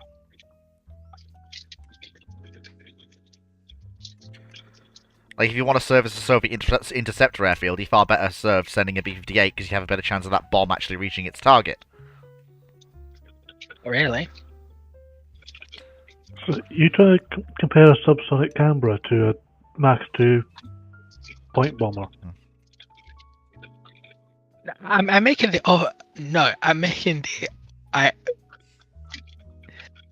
point that the B-58 was a aircraft for a role that was arguably obsolete by the time it entered service. I wouldn't say it was, it just got overtaken by events. Like a lot of aircraft at the period. Yeah. So it's just unfortunate that the US... Yeah, I They think just that... didn't have the foresight. Yeah, but so to clarify my point is that but you can't use the fact that a rapid technological advance to wave away the fact it was just a bad aircraft at being an aircraft. I mean, okay, I'll grant you the whole thing with the exploding in midair and the low readiness rates. Yeah, and the low climb rate. Yeah, absolutely. But as an asset to deliver a single nuclear bomb to a point target that other bombers in the force just can't serve, the USAF had no other options. At that point. Should they have tried harder if they wanted something for that role? Yeah, probably. Was the B-58 Hustler the best thing it could be? No, not really. Was it a mistake or a bad aircraft? A mistake? No. A bad aircraft? Probably. Did it meet the design specifications as laid out by the USAF? I believe so. Yes. Did it Partially. generally do, reliability aside, did it generally do what they wanted to do when they set out the specifications?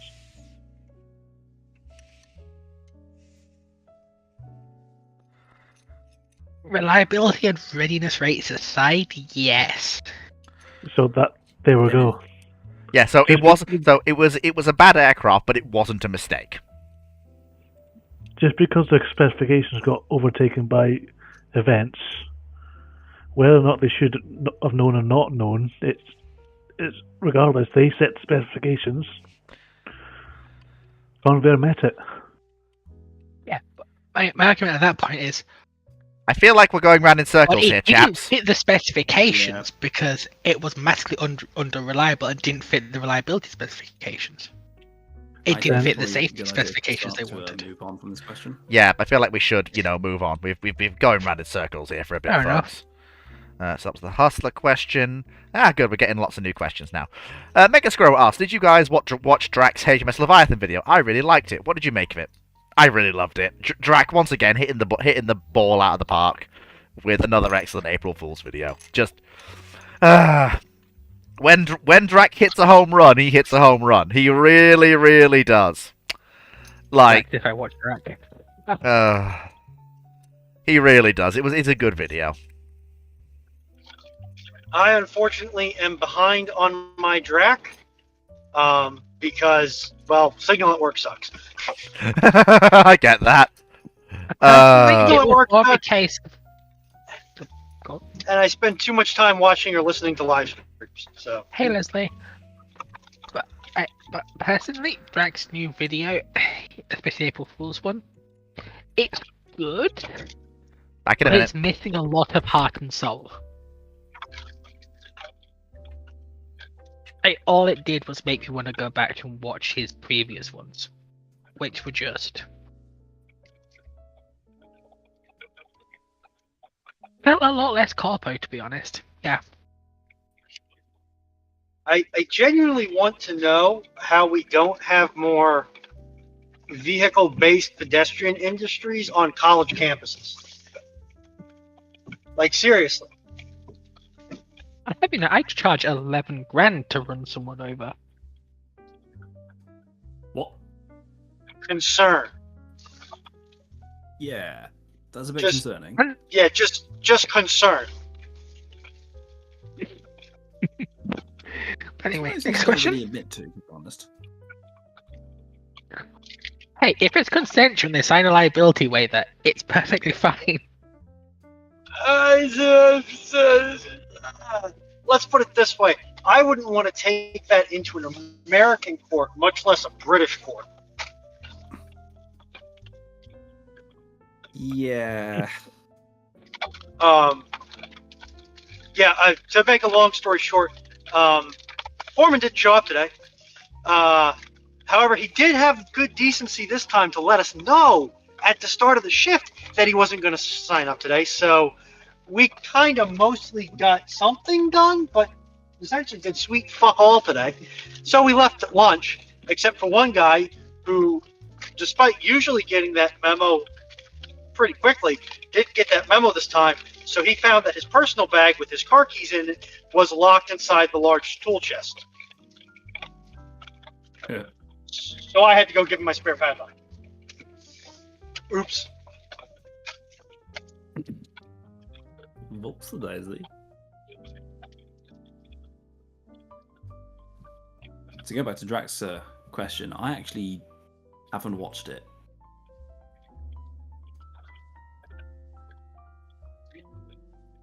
I'm a bad subscriber. Yeah, me too. Well, I also haven't watched it yet. But then again, I have like a million videos to catch up on. To be honest, I've just had that Mitzi Studios Blitzkrieg video just playing on repeat for the last. Yes. I know of what you talk of. Yeah, I'll be back. video goes hard. Oh, he died. Lovely, next question. I'm back. Thanks for keeping the chat going, folks. I had to go and very quickly say hi to someone. Cool. We're now on to question 10. Good. Your typical gunnery officer asks, in terms of looks during her service years, would you rather have USS Midway in her pre-1950s configuration or her post-1970 refit? Post-70? I'm sorry. I know she rolled like a wet cow on Christmas Eve, but she looked incredibly nice with a full cat and trap angled flight deck. I'm sorry. Are you speaking well of the discount Forrestal? I am speaking well of the discount Forrestal. I like how she looks. This is a guy who likes Maybe horse, called, remember? they want their off-brands back. I like her in a 1946 fit. Yeah. Well, that's I like a my 5-inch bum. that's a clear split down the middle. Lee, are you also the type of guy who thinks that the TOG 2 is a good-looking tank? Maybe. I will fight There we tooth go. and claw for baby girl. Don't you start. Yeah, Talk 2 looks nice though. Well, I don't know what... Okay, I'm done. Moving on. That's Yeah. cool. Okay, YouTube Minecraft Watcher. I actually answered this question on Friday. And I also answered the one after it on Friday as well. So the one about Graf Spee and Charles the Knights now being swapped, and the one about Yamato, those were answered in Friday's Catch-Up Ramblings. In fact, they were the first questions I think I actually did. So please, I refer you to last Friday, Catch-Up Ramblings 20, I think? Or was it 21? Not sure. Either way, the last Catch-Up Ramblings on the channel is where those were answered. So, I will actually skip to your third question, which is actually new. YouTube Minecraft Watcher asks, it's 1942 when suddenly the British and American heavy bombers, B-17, B-24 Lancaster, are swapped with B-52 Stratofortresses 1-to-1. What would happen? As much fuel and bombs as wanted. The war's over. The war's over in 6 months. Say goodbye to every single German city there is, and every single Japanese city there is. Oh, and you know what? While we're at it, we've got the capability. Let's go and hit the Russians as well. Because we're only friends with them because they're fighting the Germans. There's nothing they can do about it. Yep. It's over in Yeah, 6 but- months. But you're forgetting the more interesting part of this. Like, What? you've just given either the second or third generation jet engines. Oh yeah, that as well. Groups like Gloucester and de Havilland and Rolls Royce. And Lockheed as well. They're going to be sat there picking that apart. And Boeing is literally going to be Boeing is going to be tearing them apart, going, "Why does this have our stamps on it?" But also, the funny thing is, I think this is implying that as soon as these bombers are finished, they turn into B-52s, which is even funnier. So all you have to do to get replacements is keep building B-17s, B-24s, and Lancasters, and then you just get more B-52s. I don't know how Buff is You going to only- feel about that, Oh dear. Yeah, but at that point, the war's over in 6 months.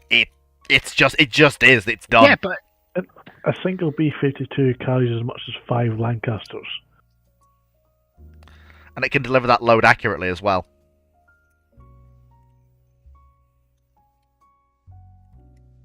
Imagine the amount of war crimes you can commit with that aircraft. Mm-hmm. The amount of incendiaries you can bring. I mean, I'm sorry. You can bomb ships at sea with it. Like, you have enough bombs that you can just fly in formation and just delete a square of ocean. And as long as the ship is within that square, it's gone. Actually, I tried that in sea power and it didn't work. Oh. Well, oh, wait, hang on. I've got a better idea. Hey, Foxo, how many tall boys and Grand Slams can we fit in a bomb bay of a B-52? oh, Yay. Let's go and bomb things. the issue isn't the weight of the weapon; it's the physical space they take up. That's fine. Let's go And the fact they only have bomb locks in a pair of areas. So- Actually, no. Actually, hang on, Foxo. Could we carry a mixed load? Which B-52s is it? Which pits B-52s is it? It doesn't say, but I would assume probably the earliest marks. He can't carry tall boys and Grand Slams. Oh. On base, wrong shape. Can it carry conventional bombs, though, still? Yeah, but you're looking at What thousands of about- 2,000 pounders. That's still What about fine, though. cookies? Ooh, they might be able to carry cookies.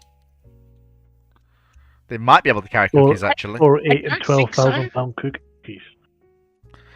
Which actually, YouTube, could you confirm which B-52 variant do you mean?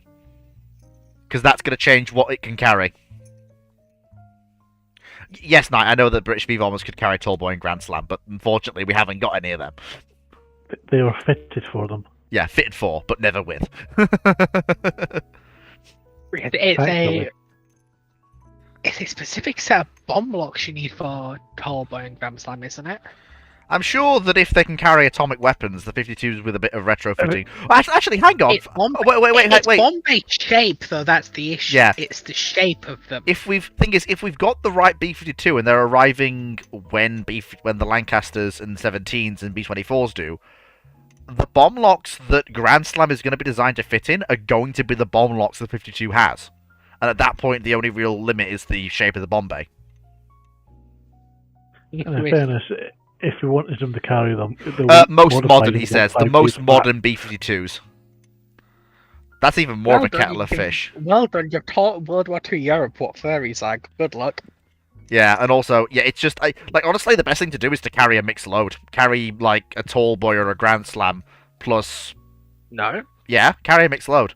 No. Because that way you can service anything. You can service any target at that point. Split. At this point, they basically might as well be. Very specific targets to hit. And the target profile for a 2,000 pounder and a 12,000 pounder are completely different. Oh yeah, they absolutely are, and normally that would be a problem. We're talking about B-52s in 1939 to 45. They're fundamentally uninterceptable. They have the fuel load and range to stay aloft for hours, even without refueling. They can quite literally have 2 target missions in one sortie. They can service a hard target and then drop a load of bombs on another... Yeah, they can. They absolutely can. They're going to be go and find a specific target. Because the limit here isn't the aircraft. It's the Allies' ability to produce tallboys. No, I'm saying they can. I'm not saying they will all the time. But there will be certain assets where you will want to... You'll carry a Tallboy for that asset, but you may as well carry a load of other bombs for a different asset. If you're going in with a Tallboy, because of the investment the Tallboys took to produce at the time period, you're going in to hit a specific target, even if you've got a B-52. True. You could hit that target first and then go on and raise the city. But I think I understand what Fotzo's saying now. If you're going to hit a target with a Tallboy, why take just one? Take 2 and make sure you get it. Yeah. Imagine Turbot's being hit by Oh B-52s. god. I'm sorry. All I can see is 10 B-52s rocking up and dropping 20 Tallboys. That's it. Good night, Vienna. And they don't even have to go to Russia. They can just do it from the UK. They could probably walk them from bow to stern. Yeah, just bang, bang, bang, bang, bang, bang. All Turbits. Oh. YouTube. I'm sorry, YouTube Minecraft Walker. These won't even be firebombings, probably. Well, they might be, but there's also just the ability that the B-52 can... They might not even have to wreck German cities, because the B-52 has... Especially if we're talking the latest models, they have the computerized fire control that they can figure out pretty much where their bombs are going to land. And relay that information to the pilot. Even if they're dumb bombs. Their circular error probable is pretty damn good. So at that point, the B-52s can just go. It's still a dumb bomb. It is, but it's enough of a circular area probable reduction that they can just go 3 B-52s go and blow up a factory, or a railway junction, or a marshalling yard. The CEP is measured in yards, not miles. Yeah, this is the thing. Okay, play devil's advocate here. The issue with that is that goes against how Harris and what's his name, Clark-Bay, guy got all B-17s killed. Bomber Clark. Maybe. That's because they didn't have anything that accurate, so they might as well go for the entire city. Yeah, Well, the you've thing, got a B-52 that can drop everything onto the factory. and also politely, Might as well just go for the factory. and also you don't need mass but raids. there was because a secondary part of the doctrine when it came to stuff like Millennium raids was the idea that by dehoming people, you significantly increase the strain on the state, Oh, completely. and any increased strain on the state But that if is you've caused got by dehomed people is stuff that's not going to the war effort. Oh, I And if you completely do it enough, you understand. can collapse the state. And the thing is, I don't deny there will be raids against cities like that, but I'm also saying there will be raids where they send 3 B-52s to go and flatten a factory, rather than sending 25 or 30 or 100. you could probably flatten Germany's entire military factories within about 2 weeks. And then at that point, you're just adding to the death toll. And there comes a point where you basically have to go, enough is enough. Because you will dehome the entire German population in 6 months. And at that point, you're not so much fighting a nation as you've created a humanitarian disaster on a scale the world's not seen. You're right, because if these bomber forces cared, Well, again, I still think that the reason cities were main targets was because bombers couldn't really hit much smaller. It's a bit early to mid late in the war. Yeah, Brandon, I know. He's carrying on your traditions. Yeah, I know. I mean, I I agree with you that that was a significant part of it, but there was also the elements, the much more radical elements of. Well, though then you have people like above Harris and Clark saying you've got the option to do precision strikes on every single military factory there is. Why are you raising cities? I will also point out that 1 or 2 will have to be hit, basically to make a point, because the Blitz will have happened before the RAF gets its first Lancasters. So there Conventional nuking. So there will be a few examples made, but then basically the British will go, "Do you get the point yet?" So we can do this, and we can do it repeatedly. Same reason why we dropped 2 nukes.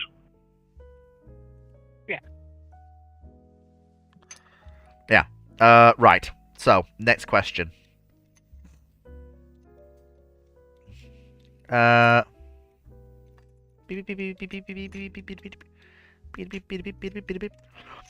if you could choose a superpower, what would it be? And the rest of the panel can choose a side effect for your chosen power. Teleportation. I'm honestly, the ability to be anywhere in the world at a drop of a hat. That's brilliant.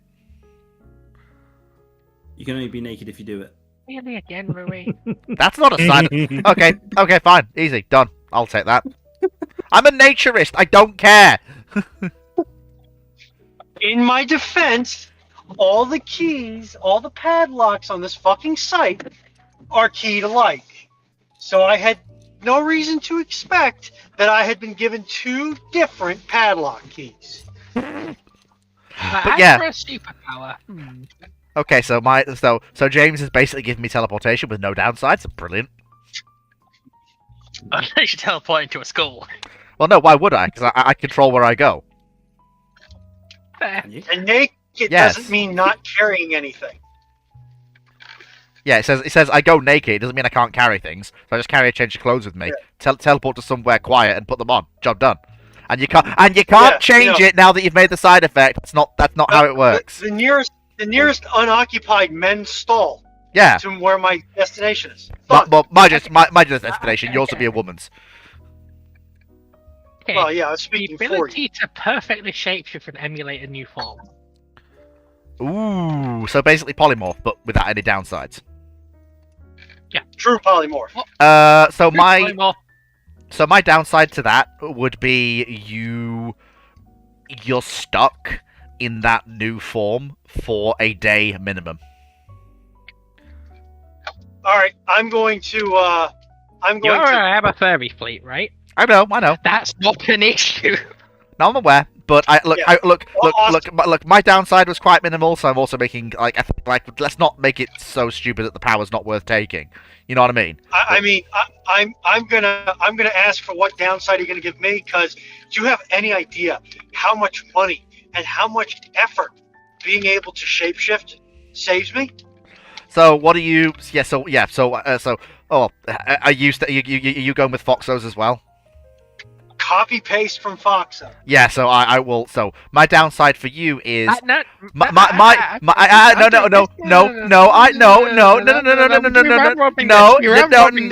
no fuck you no this is mine I will no no you can't win I have the power. All right, Foxo, give me the downside. Oh fuck okay shit you win because he said so damn it Quiet. Stop. you son of a bitch. All right, so what's the downside, Foxalicious? You have a 1% chance of permanently turning into the host. That's awful. Like even for me, that's death. Yes, but then I would be inanimate and unable to feel pain or suffering. No, you're animate like I have no mouth and I must scream. Ooh, that's horrible. That's horrible. That's a massive escalation. All I was gonna say. Worth the risk. I'll take it. Yeah. All I was gonna say. All I was gonna say is if you use the shapeshifting power to achieve that which you seek, and I know, and you know what I mean by this. If you use it to achieve that, there is a 50% chance that it doesn't work and refuses to work ever again. If you skirt around it, you can get close to what you want. But if you try to use it to get to what you actually want, there's a 50% chance it doesn't work ever again, and you don't That's get. not and you a don't negative, get it. Fleet. This is rude. That's not a negative. Yeah, that's okay. Great. I have a coin toss coming out exactly as I want to. Cool. Saves me about $100,000. Life is great. Okay, right. I'll amend mine, Ronan. You only have to spend a week as Hosh, but full I have no mouth and I must Hosh levels. Can you just imagine you decide, oh, I'll just pop to the cinema, and a several thousand-ton battleship just appears inside the Odeon. So get rid of a crappy movie. So. Imagine all the assassinations. So very quickly, so who hasn't gone yet, and who still wants to go? $8, you'll go. If they want to go, that is, they don't have to go.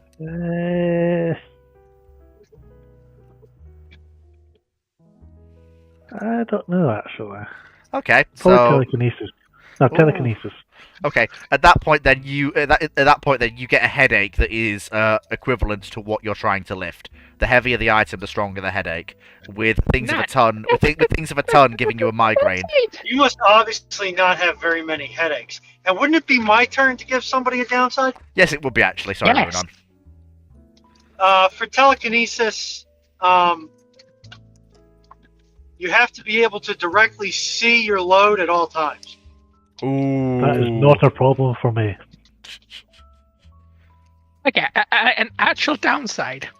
Whatever you pick up with your telekinesis has the feedback texture of jellied eel. Ooh. Okay, so That I think one's actually I'm better. sure I can get used to it. I think it's okay. So it's James's turn with Sea Dodders giving the downside. Oh, okay. This is I fun. want infinite luck. Ooh. Ooh. How do we twist this? I could, Sea Dodders. if Oh, I you were said- you DM, said- I would monkey claws them. Infinite luck. Infinite luck. So he's always Every lucky. time you use, I say use it, but be in a lucky situation, you have a 10% chance to be unlucky. Well, no, because then he doesn't have infinite luck. I think. Oh, I have an amazing one. I have an amazing one. Go on. Every time the luck then of course gets you what you want or helps you in that regard, you get a feeling of overwhelming dread for a Yes. few minutes. Yes. That's Right. perfect. No, That's no, perfect. Normal day-to-day life. No. You've got to be more original than that. You get 100% luck, but for a day, as soon as it triggers, someone who directly opposes you also gets 100% luck. Ooh. That's You have 100% luck, but it only applies to plugging in USB sticks. No, that goes against the spirit of it. Okay, so, but that's incredibly useful, though. yeah. So the It next saves thing, a lot of frustration. yeah. So the next thing is Guy with James giving the downside. So Guy, what's your superpower? Hmm.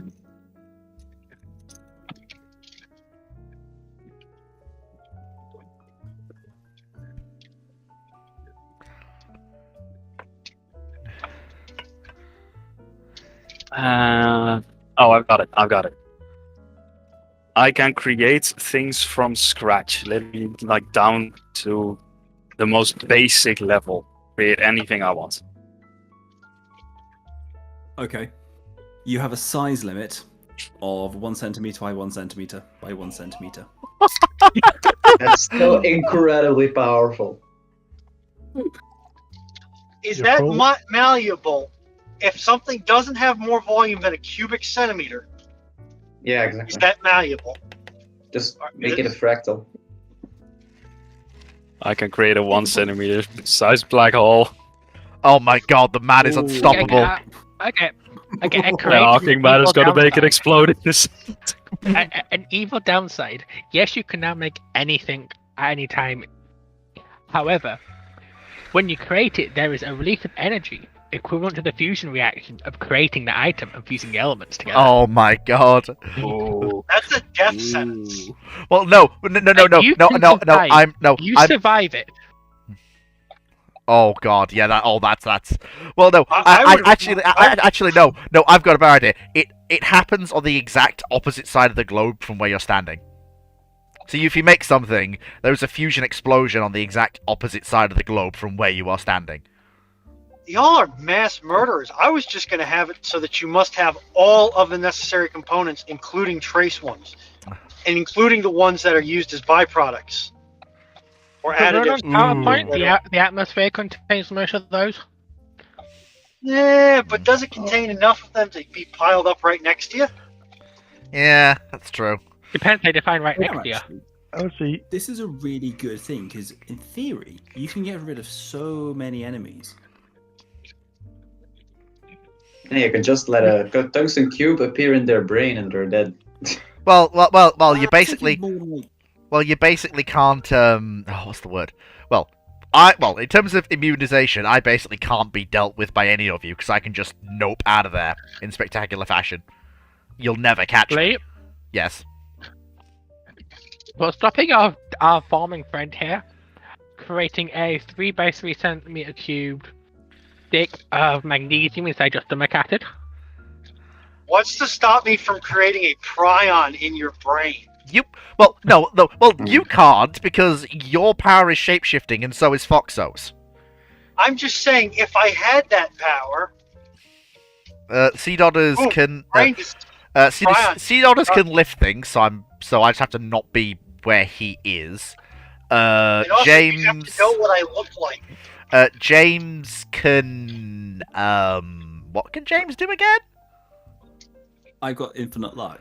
Oh yeah, so I just That's have to. broken. So I have to basically not do anything that will go against his luck, which should be fairly easy. James is I've the strongest one won the here. lottery a few times. Easily. Okay, James so that can- was Ability. actually. Yeah. Hopefully, I would kill you by turning into a very virulent strain of the coronavirus, infecting you. Oh. I'm gonna go away before you can do that. But Fleet, I'm the don't- aspect of the coronavirus. You can't see me to escape. Hey. I don't think polymorph works that way. I think it does. Your what you turn into must have an intelligence score, even if that is an intelligence of 1. I think. Nope, Yeah. you can turn into intelligence 0. Okay. You can turn into inanimate objects. Bone Meal Boy asks on YouTube, what role did strategic airdrop nukes play in a world of silo-based ICBMs and submarine-launched ballistic missiles? The third arm of the triad. Flexibility. Yeah, third arm of the First triad, strike. flexibility. And also, airdrop nukes could... And by the time you're getting into the world where ICBMs and sub-launched ballistic missiles are proliferating, airdrop nukes can be anything from gravity bombs to cruise missiles to air-launched ballistic missiles. the range of options for nuclear delivery from a bomber by the time you get to the late Cold War are massive and varied. As are Funny, the yeah, the yields. it's a premise mix. is the US Navy's justification why the Air Force has nuclear weapons. It's a mixture between strategic ambiguity and strategic resilience. Nah, let's be real. The real reason was because the US Air Force wanted to keep funding. And they want the Army to get its silo funding, Well, thing is, and the US. Navy to get its missile funding. Well, the US. Well, the It was a USA. funding slap fight. Well, the USAF operates the ICBMs, so they already had the funding for that. They also just, but the triad was baked into US doctrine from almost the moment the concept became a thing. Same as the same as it. There's a good argument that it was a hold on of the bomber mafia and was obsolete, and is obsolete. The triad is absolutely not obsolete even to this day. The triad is a fantastic system. It is the best system for nuclear counterforce ever derived. It Do we gives have air launch munitions yet? yeah, absolutely. 83. Yeah, you got free falls. Nope, and they do have nuclear tipped cruise missiles in inventory. The US still does that can be delivered by B-52 Oh, No, or it B-1. doesn't. They're Yeah. developing more. Oh, did No, they no. did they phase them out of inventory? I think they're developing new ones as well. No, Ah, If I'm correct, treaties have gone the way of a dodo. Oh yes, that's right. They got rid of them for treaty. isn't They're it the bringing them fact back. that technically a lot of the US's pre-existing cruise missiles can be retrofitted with nuclear warheads for miniaturization. So it's sort of You an thought I had unspoken heard that. capability. The F-35 just got, or recently got cleared for B-83 gravity bombs. Yeah, but B-52 will B-52 and B-1 will likely be getting some form of air-delivered cruise missile back that can carry nuclear warheads. They were removed because of treaties, but they will likely be getting nuclear cert back very soon. That aren't gravity bombs. Moving on. Also going into modern day stuff. Yeah, careful. I'm very lightly tiptoeing around it because I'm just trying to get they'll give some context, but I don't want to lean into it too heavily. Good lad.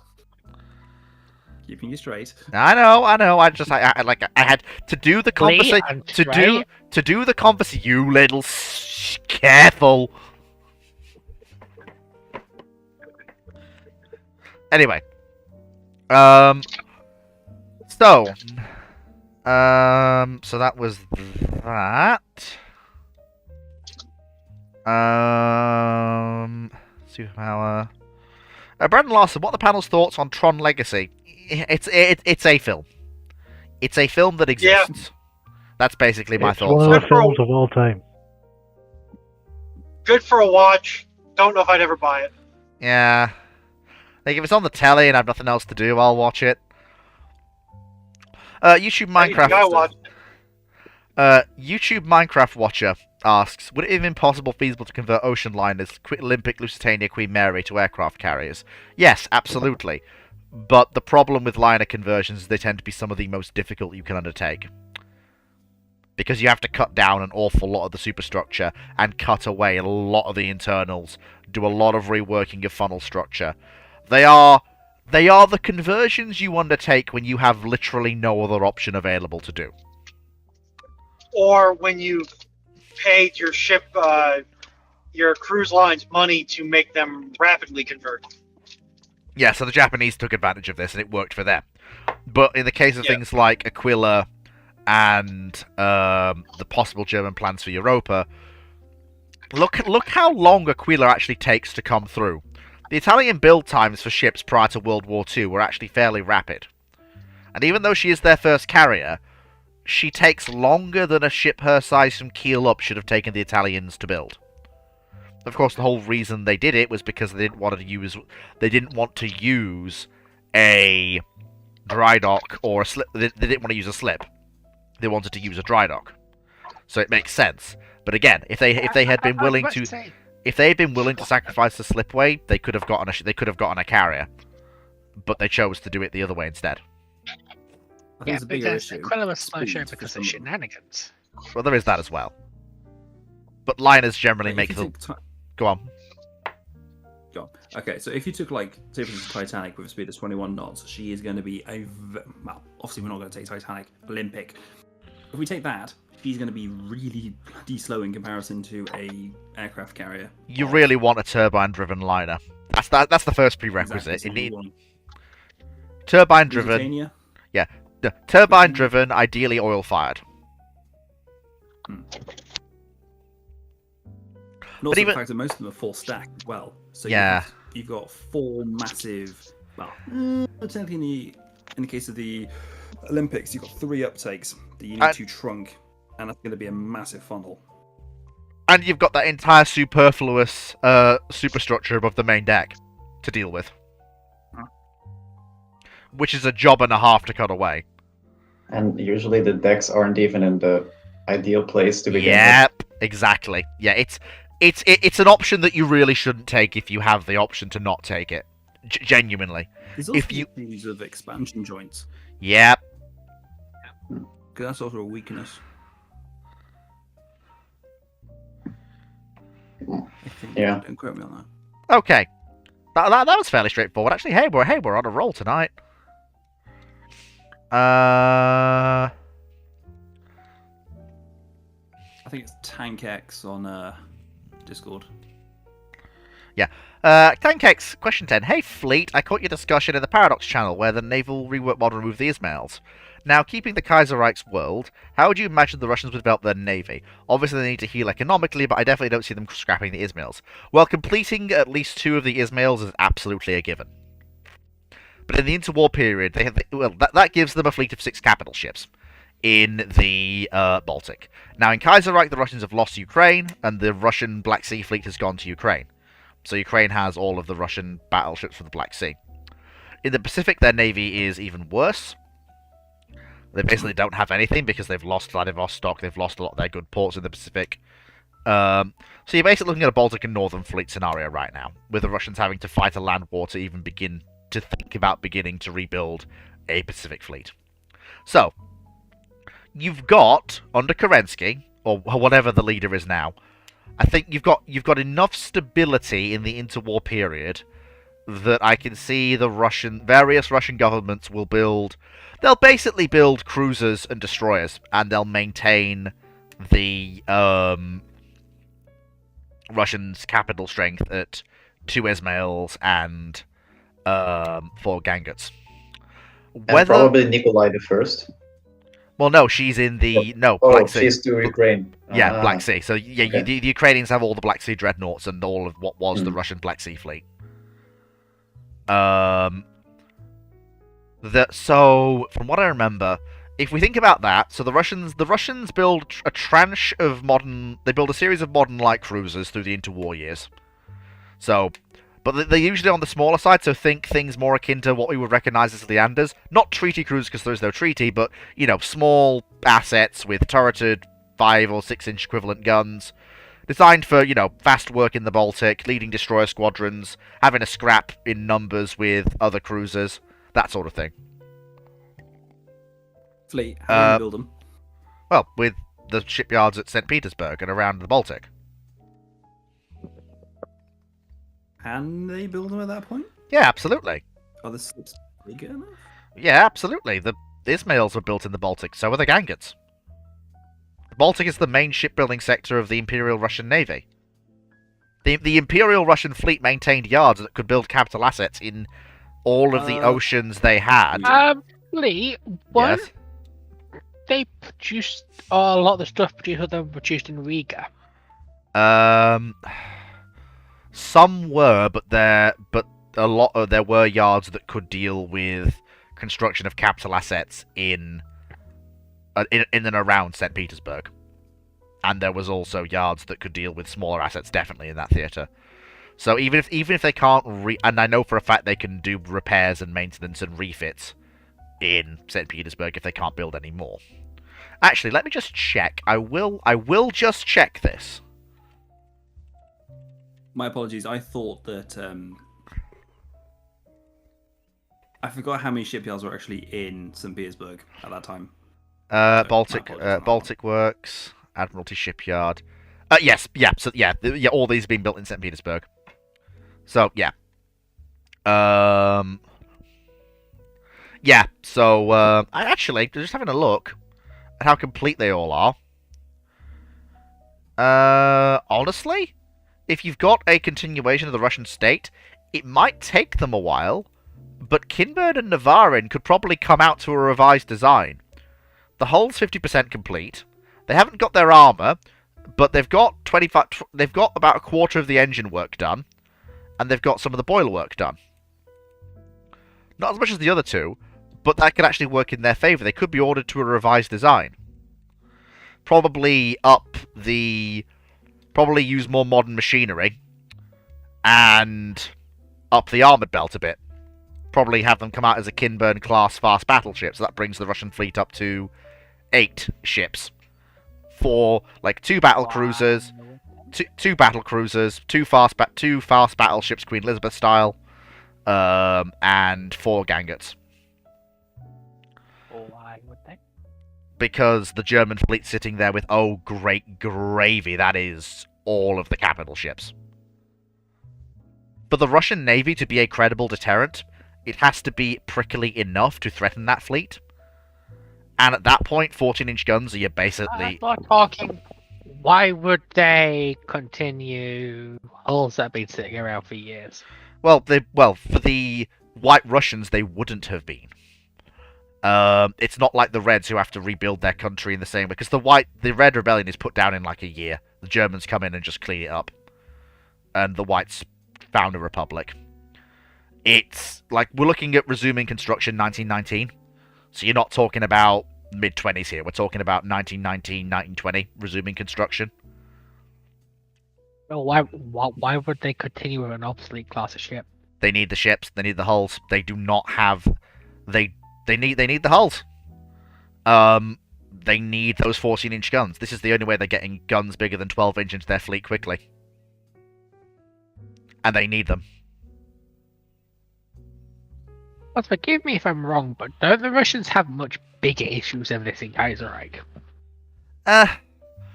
They do, but not till later. And at that point, continuing the ships is a good way to get people working, put salaries in the hands of people, and help revitalize Russian industry after the Civil War, which, although much shorter, would still have been damaging. It's also a sense of pride. It's also a sense of pride for the new state. We finished these things the Tsarists couldn't finish. Because yeah, they are the White Russians, but they are a republic.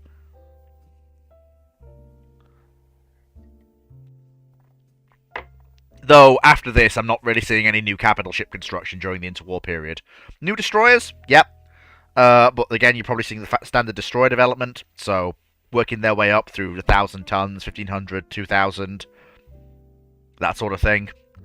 So, following a fairly standard line of destroyer development because they have no break in building. Cruiser construction, fairly similar. So, 6,000, 8,000, probably peaking about 10,000. 6-inch guns, 7-inch guns, 8-inch guns, things around that area. You're probably not looking... Follow-on from the Krasny Kram? Yeah, so you'd have a direct lineage from them. Just straight up follow-ons. And then go from there. So, basically, standard... Like, there's no break in design lineage, if that makes sense. Mm-hmm.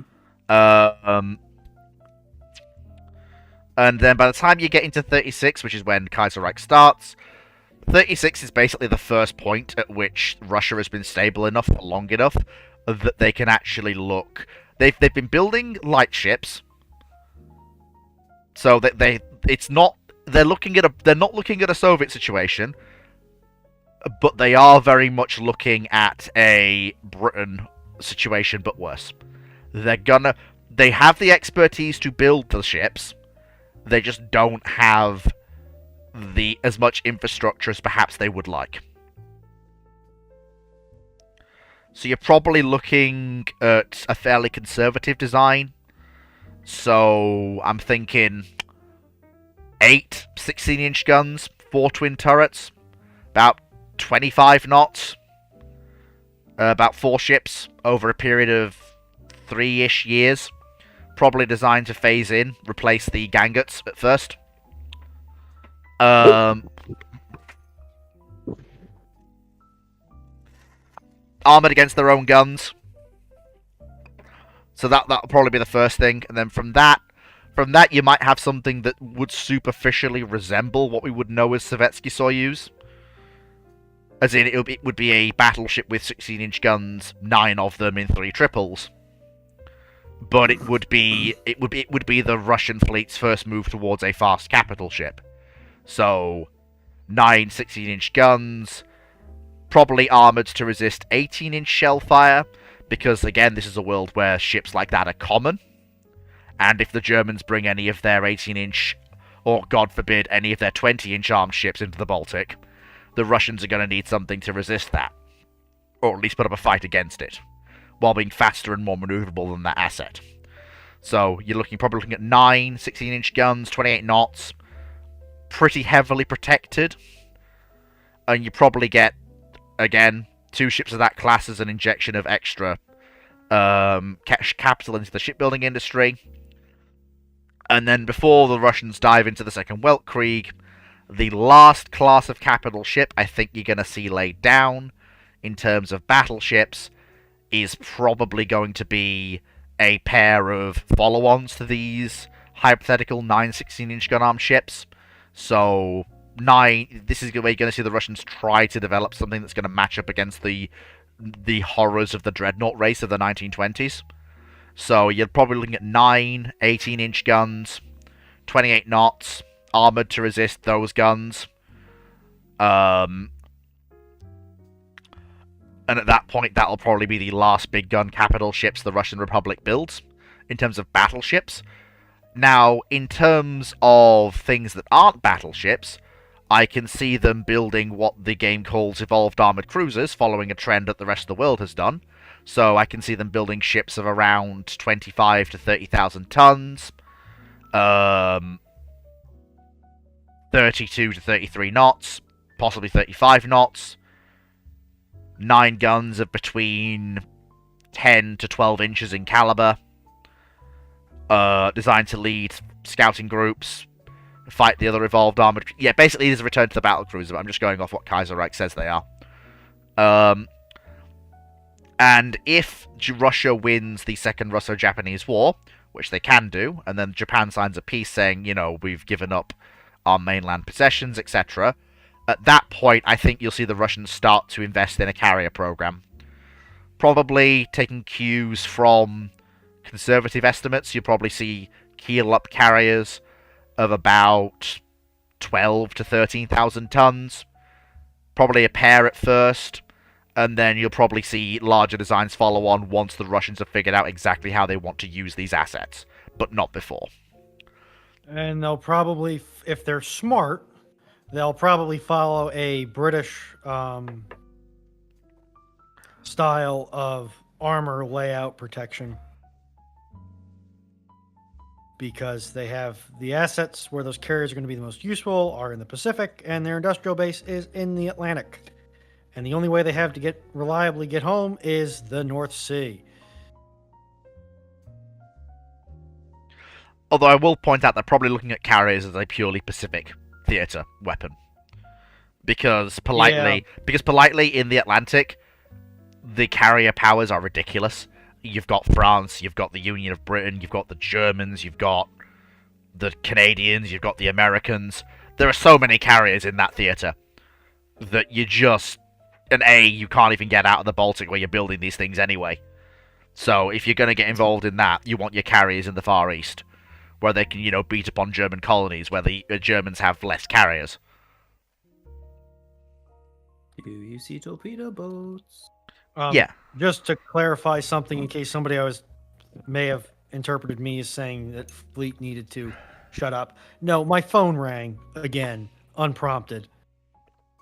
And that was the reason for my under-the-breath comment, which may or may not have bled through the... I didn't hear a damn thing, so you're alright. Cool. Likewise. Fleet. Yeah, I don't want to help me take fleet object permanence. I didn't hear a word you said, Foxo. Something about Anyone fleet want- and object permanence. Yep. I don't want me to help. I don't want to help me teach him it. I think fleet has object permanence, but I don't understand what you're talking about, Foxo. neither do What's the problem? What else can we do, mate? I. Anyway, The joke wrote itself. Fox so drunk. possibly. Anyway, I So, only took 4 gulps of maybe strength rum. Dragon's here, Too by the much. way, so you're in trouble. yeah. From I guess we're on to YouTube, correct? Hang on, let me just check. So that was the Kaiser Reich question. Yeah. So, YouTube Minecraft Watcher. It's December 10th, Do 1941. not assume, fleet. And the U.S. mysteriously gains their entire nuclear arsenal from before the collapse of the Soviet Union. World War II is very sharp, very mushroom-shaped, and very bright and radioactive. And I will point out that the the Japanese are made to surrender with a few nuclear strikes. The Germans are made to surrender with a few nuclear strikes. The Soviet Union is gone. Because the thing is, Japan and Germany, we can rebuild them. We can work with them. We can remember a time we worked with them. The Soviets are just an existential level threat to everything we hold dear. We have the capability to remove that threat forever. Go. I'm sorry, that's Fair. No, I'm not going to continue that, actually. that's the way it is. That's the way it is. Some things will never change. So, Damn you, Milton Keynes. typical gunnery officer on Discord asks, opinion on the F432 APC. Do you think it's miles better than the M111 APC for its time, since the F432 has better crew commodities? Horses for courses. The M113 is basically box on tracks, do anything, and so is the F432 to be fair. But the F432 is slightly newer, and is laid out for the way the British do war. The M113 is also laid has out. a boiler in it.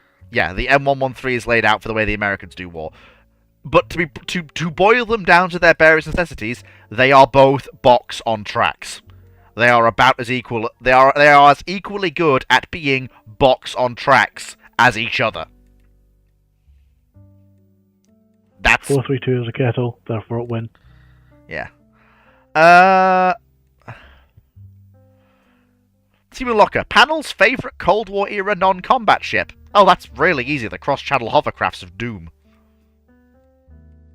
The giant spinny boys that cross the channel in like 30 minutes. Love them. Are we talking civilian ships? He said non-combat. He didn't say not civilian. Well, if it's just not warships or not combatants, has anyone heard of this ship called No. Go on. Sorry, it was a joke. You said that. Has anyone heard of this ship? And there was a pause, so I said no. Has anyone heard of this ship called the Sea West Giant? Yes. It's big. It's very big. Really fat fuck. Really moving on. Yeah. Pretty crappy ship, to be honest. Was she? I said she was Yeah. cute and she looks nice. 'Cause I know she had Size isn't twisting everything. issues. Oh, yeah. That's what he says. I have no idea what happened there. I just got randomly disconnected. Apparently with Dragon too, because he disappeared. Oh, okay. The giant was apparently well built enough to take a direct hit from an exocet, so. Sorry, 2 exocets. But that's so you the- could have. But that's an inherent thing with tankers, is their ability to soak up enough damage. Yeah. Because obviously they're double skinned and And they the way flood they on look. an even keel. Yeah. Because in theory, you flood a tank. Yeah. Still going to be tanks full. Just going to, I don't know, maybe put a 1 degree list because water is more dense than fuel oil. I like my repair ships. They make me happy. Yes. It'll I've always got an be the interesting mass. one for you all. God. The Don class. Oh, actually, no, the Seabees. The big barge ships.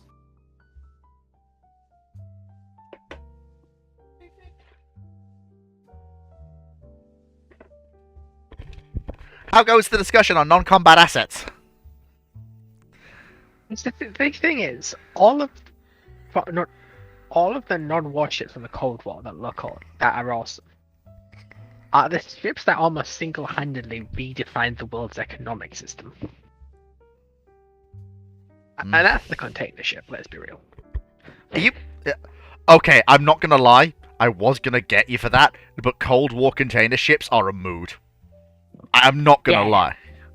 Like, modern ones suck, but Cold War container ships? They are, like, I'm sorry, US shipping line building 30 plus knot container ships with oil firing? Just, heck yes! Yeah. Give me that! The ones that are, we swear these aren't for a Cold War gone hot scenario. Yeah. Those ones are great. Those ones are fantastic. Right. And the ones that are built so well that even despite being in decrepit conditions, still function to this day. Yep. Because they're grandfathered in under insurance. Can I post my favourite? Yes, go on. Ennis Savannah. It just looks awesome. Oh, She does look good. She was a flawed concept, but as a looker, whoo, baby! and she's good at ramming. Mhm. Anyway, my pick is the Great Lakes coal ships. You know, the Great Ooh. Lake freighters. Oh, that's a good one. I've seen some of them. They're great. That's a vibe. Just don't sail them during December or November Yeah. during the storms. Are we talking the partially submerged ones? No, not the whalebacks. The big After ones. submarine hulls. No, not the whalebacks. The big ones. The really big ones. The ones Like, with the ones with the Edmund Fitzgerald type? yeah, the ones with the pilot house in Yes, front of the yes. ship. Fitzgerald. The ones with all the cool names, like Fitzgerald, I forgot. Carl D. Bradley and Yes. that lot. Oh Before or after they. started boy. tapping into- Okay, let's have a look. Oh my. Okay, this is going to be a bit of a wild ride. Brandon Larson on Discord asks, what if the US 12th Army Group at its height during World War II was sent back to World War I to the Western Front during 1915 and put under the overall command of the Triple Entente? What is the result and how decisive is this force? The total collapse of the Central Powers front line in a matter of days. You are talking about the force that drove the Wehrmacht out of France. You are talking about the force that crushed its way through the Battle of the Bulge. You are talking about the single greatest concentration of combat power the United States basically fielded in one place. Ever. 1.3 million men. And all the tanks, armoured fighting vehicles, artillery, anti-aircraft guns that force possessed. I would like to see It's under Omar Bradley as its overall commander-in-chief. I'd like to see the telegrams that coming out of that afterwards.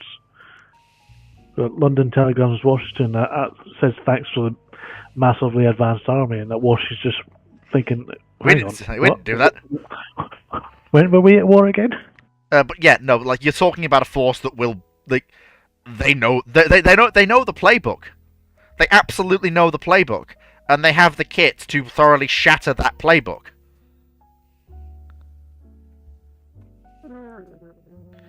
They have the artillery firepower to crack the front. They have the armor to keep that crack open. They have the mechanized forces to break through into open country.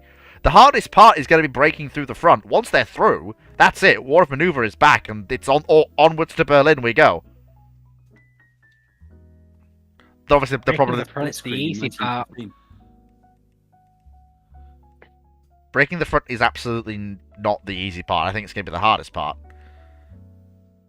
Because once the front's broken, the World War One German army fundamentally has no counter to this. It is not strategically mobile enough to counter a fully mechanized and motorized force. It's an Fleet. armored head, yes, but if I'm remembering correctly, judging by what I'm looking at for its order of battle, it's not got its tail with it. It doesn't have Also- the motorized supply elements it needs. Stuff Also, like to point out- artillery tractors. Breaking These through is are actually probably going to be the easy bit. Because with that much armor and equipment, breaking through trenches is actually pretty simple. Like, with the type of tanks you're talking about here, the Germans also cannot hurt them. Well, they can. 155 HE will still quite happily pop a shell. Yes, but you've not got that many 155 guns you can do that with. Not during World War The One. dragons still work. But heavy artillery is still a thing. It is, but I think Dragon's saying in a direct fire at the You're line now of, having, at the line of you're now having contact to use roll. these as direct. Yeah, you are having to use these as direct fire. So honestly, breaking through will be the easy bit. It's But what you do sustaining it. after breaking through. It's, if this was 1917, I would agree with you. If it's 1916, I would agree with you. But this is before you get the early mechanization of supply. We're still talking the Western Allies are still largely horse-drawn. I mean, the thing we could do is a lot of these divisions are motorized. Now, what we can do, bearing in mind what's going to happen, all that they have to do to keep the war of movement going is to keep the armor mobile and the infantry with it, even if that means the infantry is setting the pace. And at that point, you could free up the trucks from infantry transport, and heck, even free up the M3 half-tracks from infantry transport for logistics.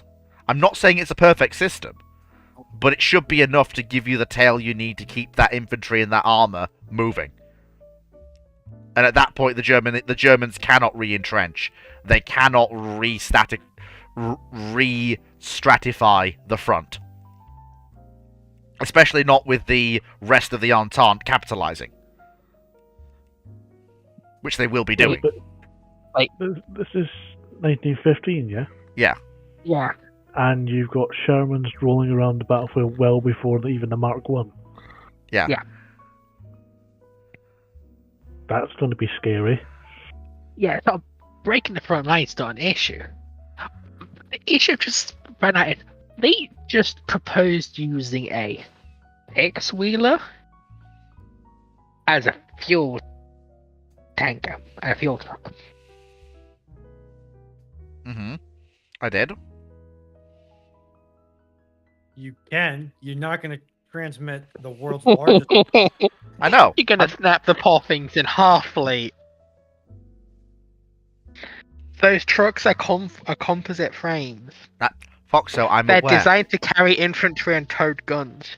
You try and convert them into fuel trucks like you just suggested, they're gonna snap in half. Who said anything mean, about okay. converting them into fuel? I didn't say that. What I said was That's- what I said exactly was you take the various assets that are part of the mechanized and motorization of these divisions for combat roles, and you switch them over to logistics using the assets you have for the roles you need.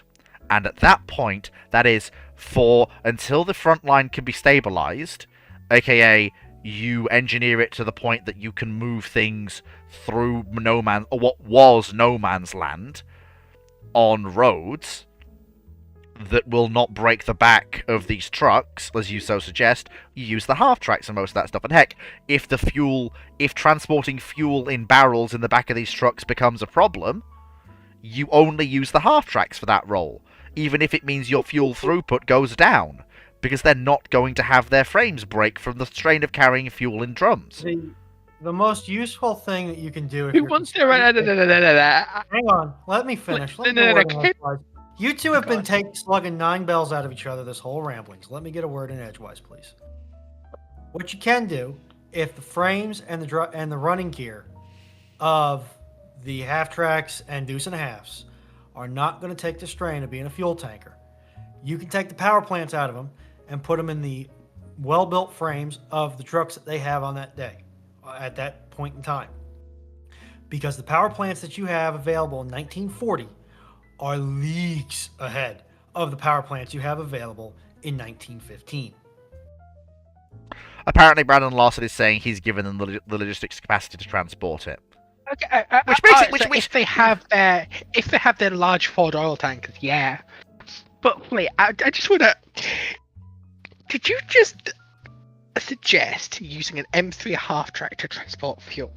For a short distance over no man's land, yes, I absolutely a did. vehicle that, in its standard configuration, Oh, is look. approaching the weight limit of the chassis Well, oh yeah, look. over rough terrain. Well, Sea Dollars has provided something else that I think is quite a convenient way to move fuel. Shitload of trucks. And a shitload of jerry cans. Or a shitload of jerry cans, yeah. I mean, That's more what I was thinking, Foxo. Not converting them to tankers. Doing it in an ad hoc fashion, because you can't really convert them into tankers. It's not going to work. But you can do ad hoc shit like this to keep things moving. Is it going to be perfect? God, no. Is it a convenient solution that's mostly going to work? Yeah. Especially since you've massively reduced what you're supplying down to basically the armor. Since the infantry are now foot sloggers. I do say this because I'm gonna do the maths tonight for it. I don't know if you'd actually be able to supply. Honestly, please go ahead. US I'm actually genuinely curious. If you stripped the motorized and mechanized forces from the front moving units and turned them back into infantry with tank support, does that gain you the tail you need to supply them? I am genuinely curious about that. Also, regarding the M3 half track, you can't just strip the body off it Oh. and you're left with half that truck. Oh, well that... Well, Stick a flatbed on it, you're golden. yeah, or a tanker on it and you're also golden. Especially if you make it a small one.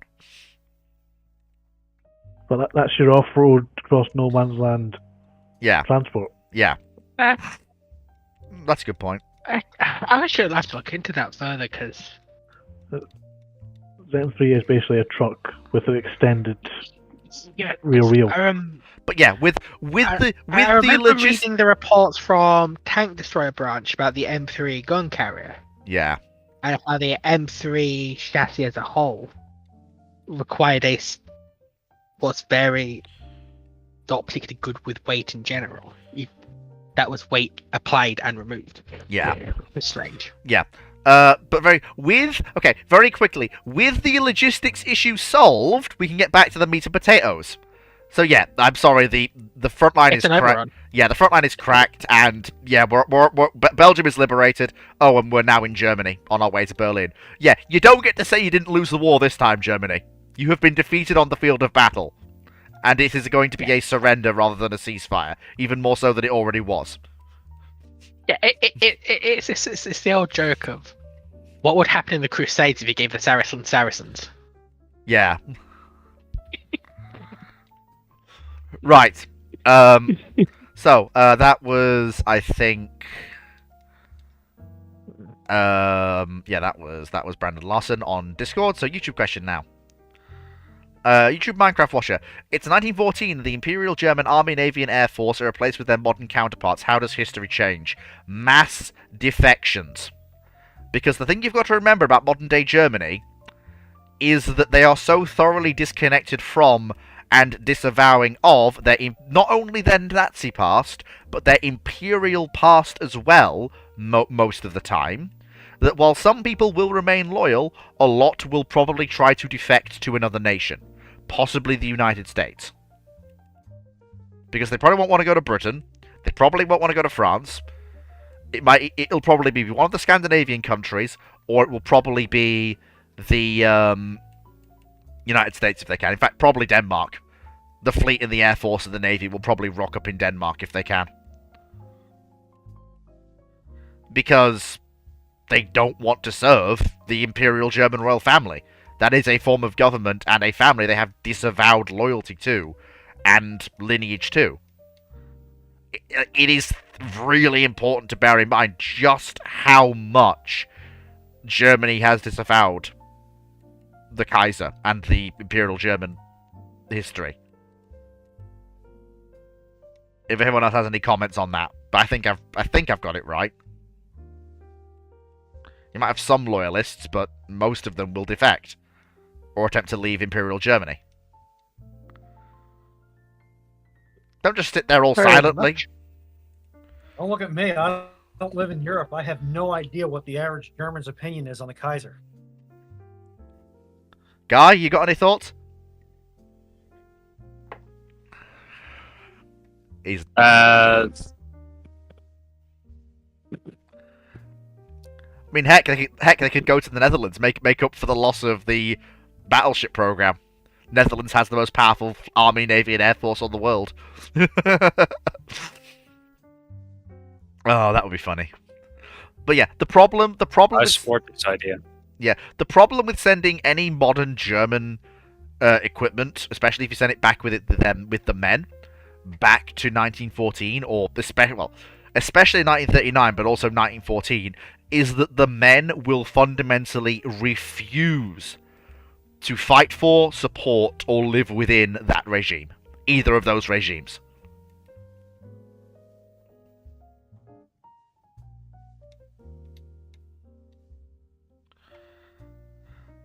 Right, next question. It's easier as members of the Anglosphere to forget the sheer amount of trauma that the German public went through during both World Wars.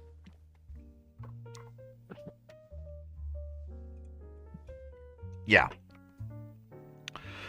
Your typical Gunner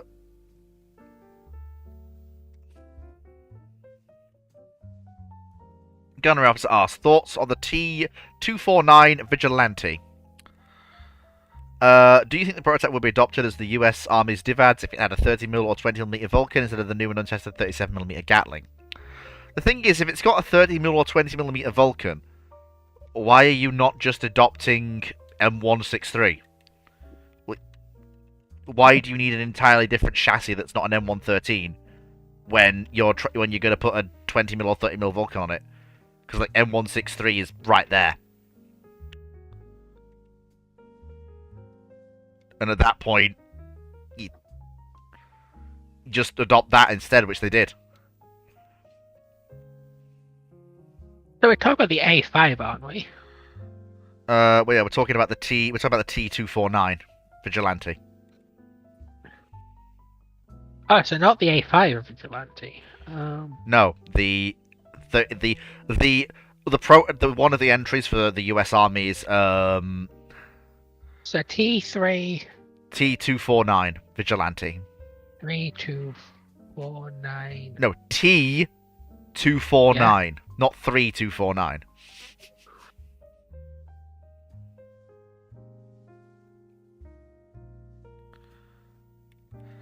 Oh, the anti-aircraft gun. Yeah, basically, why he's basically saying, would it have been adopted if it had a 30 or 20mm Vulcan? And at that point, I'm just saying, if you're doing that, PIVADS is like, the M163 VADS is right there. I was looking for a replacement for the Bofors 40mm, not 20mm or 50 cals. Yeah. Fundamentally, you're looking for a medium AA gun. Well, VADS was the replacement they picked to replace Duster. It was all part of the same program to replace Duster, and they picked the correct option for that short range air defense gun role. Well, for the DIVAD contest specifically, the Vigilante lost to the Sergeant York. Oh, division-led defense system.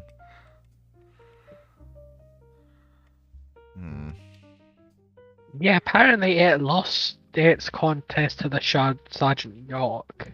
Yeah, and all the problems. We know how the Sergeant York ends. Yeah.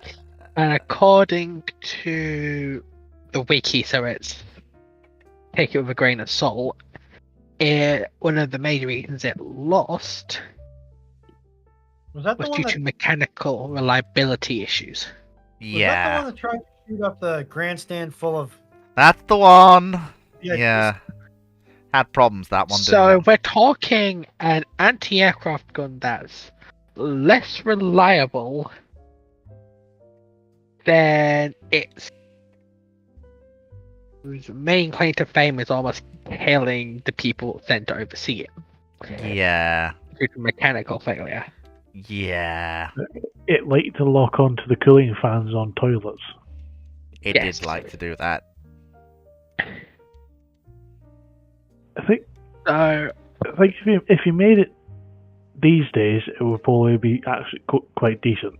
It's just it was trying to do too much with the technology of the time, which wasn't that great. It just couldn't keep up with what they were trying to do. Yep. maybe there though, because the Gepard. The Gepard is a slightly well. It's less ambitious Yeah. than what Sergeant York was going to be. Yeah, Divad's was reaching too far. Right, so the next question is...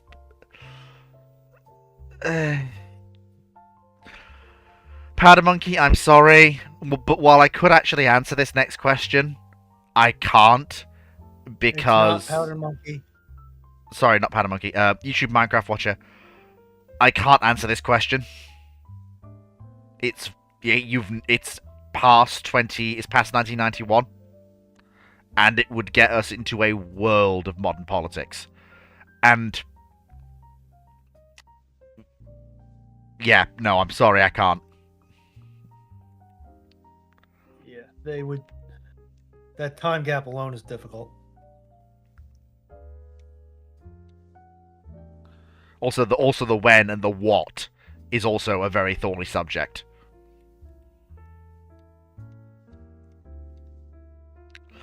Okay, back to Discord questions now. Your typical gunnery officer asks... Hey, wait.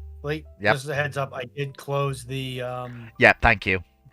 Just so we're mindful of time. A typical gunnery officer asks, what is your opinion on the Sepcat Jaguar? Oh, that's just the Jag.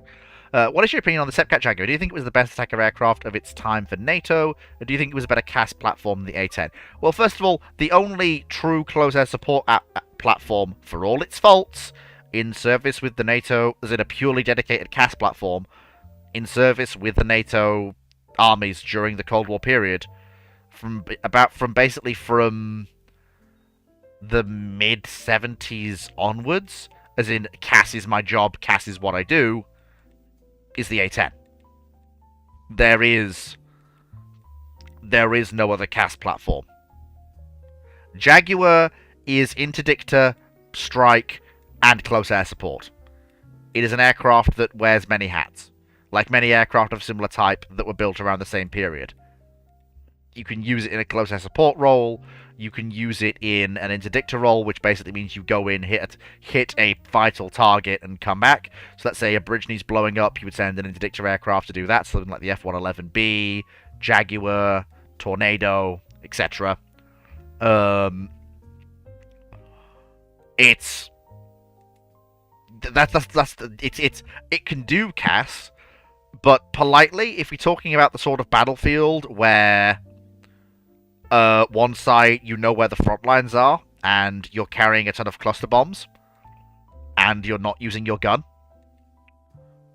the A-10 can do the job much better than basically anything else can, because it can rock up with like 16 cluster bombs under the wings and go, oh, that's a nice Soviet divisional level attack you've got there. I don't need my gun. I'm just gonna drop cluster bombs all over you, and we'll see what happens. Oh, you're all dead. Can they do disagreement with fleet trademark? Can we stop you? No. I'd argue that NATO didn't have an A-10 equivalent CAS aircraft for most air forces, because for most forces that was a helicopter's job. Yeah. Well. Well, no. I think the problem you've got is that most. actually, Go on. Let you finish. because tell me what the A-10 does that in a Apache doesn't, that Lynx doesn't, that So can a Lynx carry? the modified ground attack versions of the Huey can do.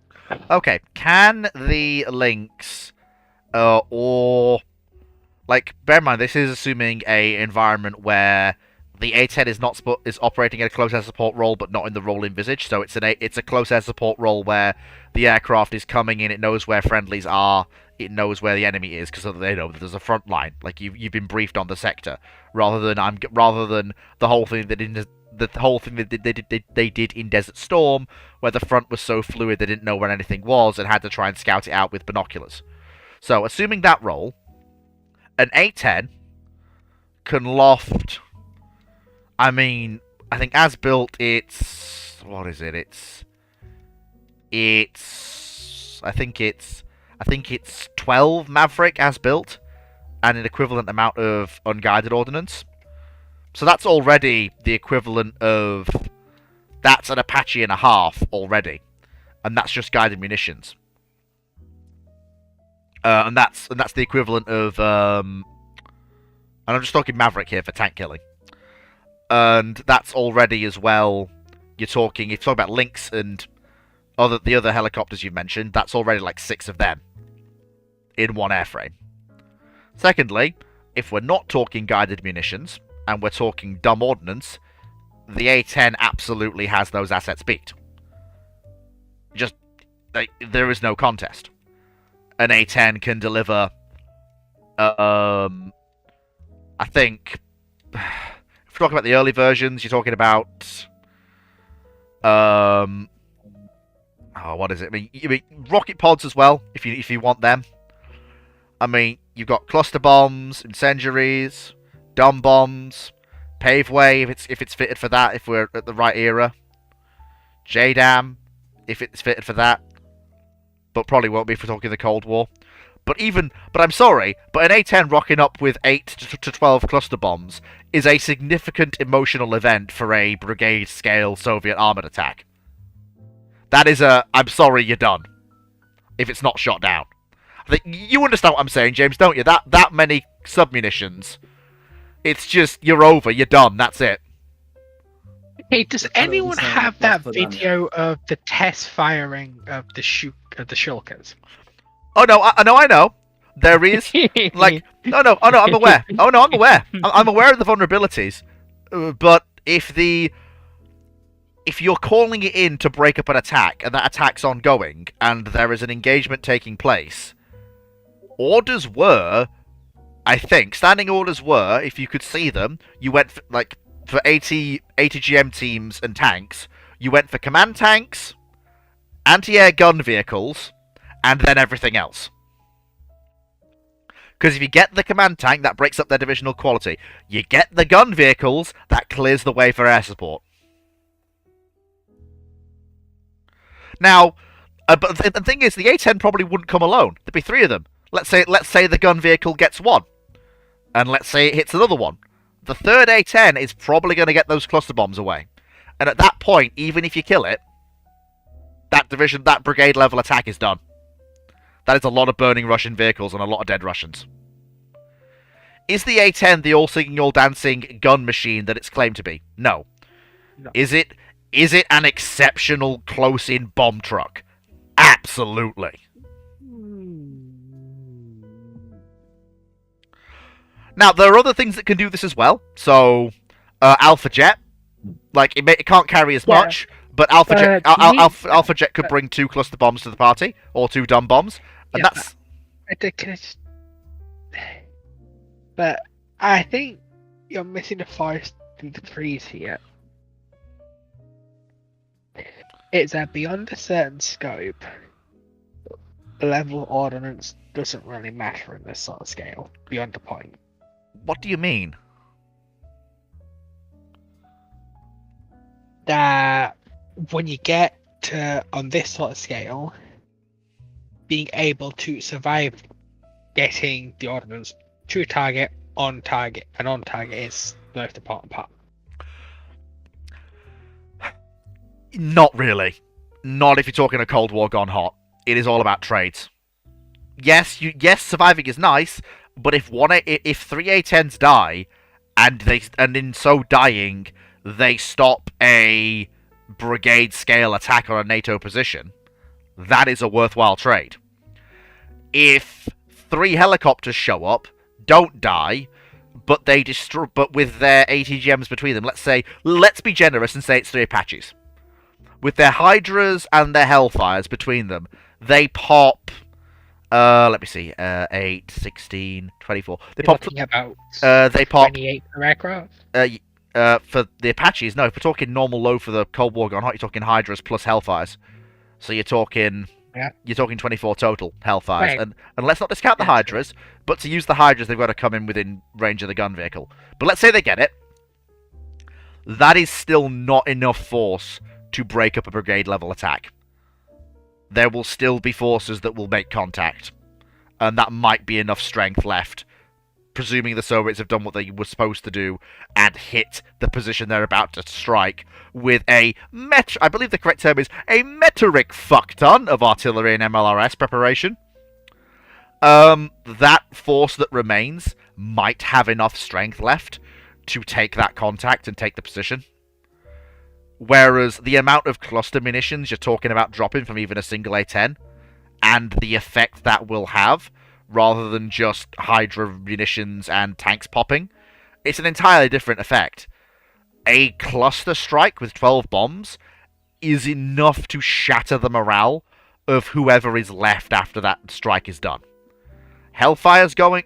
Tanks popping is expected during an attack at scale of that sort. It's something you expect. Even if you don't know where the missiles are coming from, you expect it. It's not going to break your morale. If the helicopters come in to use their Hydras and their 30 mils, they can be engaged by either whatever AA gun vehicles are left, if any survive, or, well, the 30mm fire is just not going to deal with any tanks that are left, and any infantry. BMPs. Well, yeah, at that point, if you're under attack from rockets and 30mm cannon fire, the best thing to do is dismount and go forwards as dismounts. You have a better chance of survival that way. Whereas it doesn't matter what you do, the cluster bombs will kill you, whether you're dismounted in a vehicle, and they'll also just wreck everything. I'm just gonna go check my And that's assuming the pamphlets for mounted infantry. well, I'm that's pretty sure that's the opposite of what they say to do. what the British Army says to do is not what the Soviets say to do. As far as the Soviets are concerned, if there's a chance of your armoured vehicle cooking off, the best thing to do is to go forwards with it rather than in it. Because at that point, if your vehicle goes, you all go. Whereas, you might still all go if you're out of the vehicle, but that'll have to mean something's landed near your vehicle, rather than with you not in it, rather than on it. It's better odds if you're dealing with that sort of environment. Not really. But if you're in a BMP, it would mean you've been. It's much the BMP's being hit by directly. If you're dismounted, you don't have to be hit directly. Shrapnel's a hell of a drug. It is, but with the sort of assets you're talking about coming in, you're not dealing with that much shrapnel. You're dealing with you're dealing with rockets, and you're dealing with 30mm cannon fire. You're dealing with explosive burst rather than shrapnel. And at that point, you're better. Okay. What do you think the main lethal effect on target from stuff like from the early Hydras and Mighty Mouses? Explosive frag. Rather than shrapnel. It's the frag. Well, yeah. Don't forget the flechette rounds. Yeah. Yep. But I still maintain that I'm not saying that the helicopters aren't effective. I'm just saying that the only CAS asset that you have in NATO is the A10, and it is No, that's a good point. The Harrier can do the same job. No, that is a good point. Jag. No, Jag. No, Ja- the Jags are interdictor. Yeah. Like, okay, you know what? I will admit, Harrier as well. Harrier could also do the same thing I've said the A10 can do. Slightly less in the way of ordnance carried, but 4 bombs rather than 6 is still a significant emotional event. It's still 4 cluster bombs are still gonna be a significant "you're dead" event. It's still Counterpoint, if you're a Luftwaffe pilot, the F1 falls your CAS aircraft. God help them. At that point, it's 2 cluster bombs. It's now just an emotional event, not a significant emotional event. Also, you might be also you might be one of the cluster bombs. Whee! You could probably No, at that fleet, you've gone from bombing people to playing the world's high speed dart competition. Uh, well, you've probably also got Buccaneers tossing bombs at you. Would you though? Yeah, RAF had Buccaneers for low-level CAS. And they had Were cross they? bombs especially for it. I thought they were specifically add for the incapacitation of airfields though. Well, they can do that, but they also got the BL-755, which if you throw it at a tank, it's going to kill it. Same thing the Fair. Harriers had to use. Because with the RAF Buccaneers, I always thought, how I've always understood it is, they're aircraft that, where they would be effective in the ground strike role and merely controlled by the Royal Navy and used for fleet strike. Depends what era of the Cold War, because we got rid of our the proper flat top carriers by 1980. So only Buccaneers in service were RAF. Yeah, but by that point, the Buccaneer is very much in a reserve role. It's not a. No, it's still very much frontline service. Yeah, it's frontline and secondary roles. So. It's going to be going after. If you have a big Soviet tank wave, it's carrying a shed load of BL-755s. It's going to carpet bomb that place. It's probably going to do a level toss. Honestly, I thought the idea with them was they would be part of there'd be the laser designators for the tornadoes carrying GBUs by the 80s and 90s. They can do that as well. You can do multiple stuff with one plane.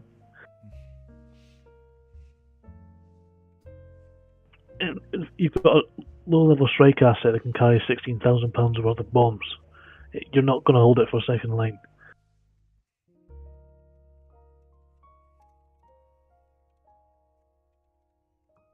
They were quite a common sight over Germany during late Cold War.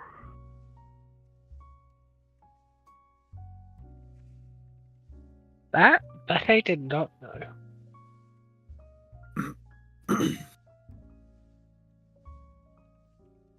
Felix, as we have a slight interlude, Yep. should we start hurrying up the question and then moving on? Yes. Cool.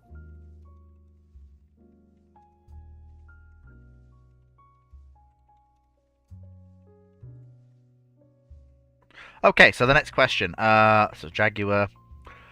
Opinions. Your typical officer asks opinions on the failed M7 light tanks. Do you think it would work better for the US Army in World War II and only in World War II than the Chaffee? It wasn't a light tank; it was a medium. Yeah.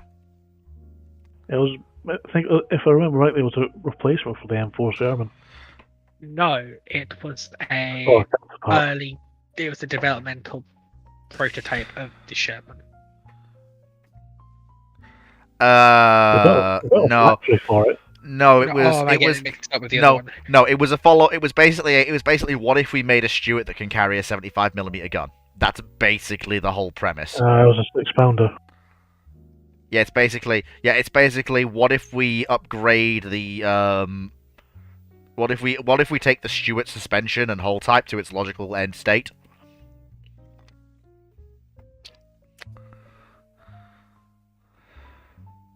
Then realised Yeah, 6-pounders so don't we're really talking the cut it. T7 light tank then. Yeah, it started as a T7 light, then became the N7 medium, when they realised, oh wait, this is kind of like a Sherman. But at that point, they went, "Hang on, we've got the Sherman." It was worse than a Sherman in like all Yeah. aspects. Yeah. Almost. Yeah, The- no, the thought no, is- no greater firepower, less armor, and only a slight advantage in speed. So what was the point? Technically, worse Uh, firepower because I had a I- 6. It did at first, but the final version that would have been produced got the 75 mil. So the advantage to the M7 looks to be the fact with the E3 it had non-radial engines installed to diesel engines.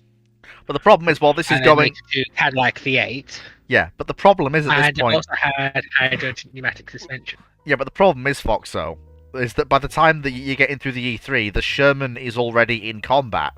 It is being battle tested. And at that point, even at that point, the Army's basically switched it to a development prototype rather than anything else. Yeah. Because at that point, is why are we? That's where I was getting confused because it was used as a testing ground to see if they could get a electric drive, type of electric drive in the Sherman. Just a quick side note on this. Given it's got an M designation, you can say it's type classified and accepted for service. They built a factory to build the thing and only ran 13 of them. Yeah, because they cancelled it. In because wartime. they cancelled it. No, When- attack. In wartime, when you got shortage of everything, you built entire factory Ironic- to make 13 tanks. Ironically enough, the one thing that the US didn't have a shortage of was the Sherman. That's the one thing they could afford to mess around with other things arranged to it. Interesting you is see- the development of the M7E2's suspension would be used to do significant improvements to the Sherman's drivetrain and suspension that would be utilized in the M4A3.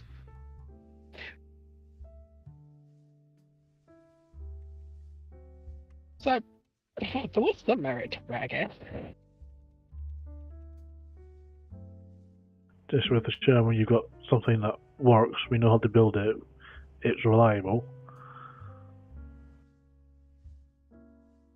And M7 doesn't really improve it overly much. Yes, it's about, as I understand it by the looks of it, it was a case that the project was de facto it's not getting to service by 1941. But they continued development to see where it went. Plus, design elements would be reused into the chassis and the shims for in later versions of the tank.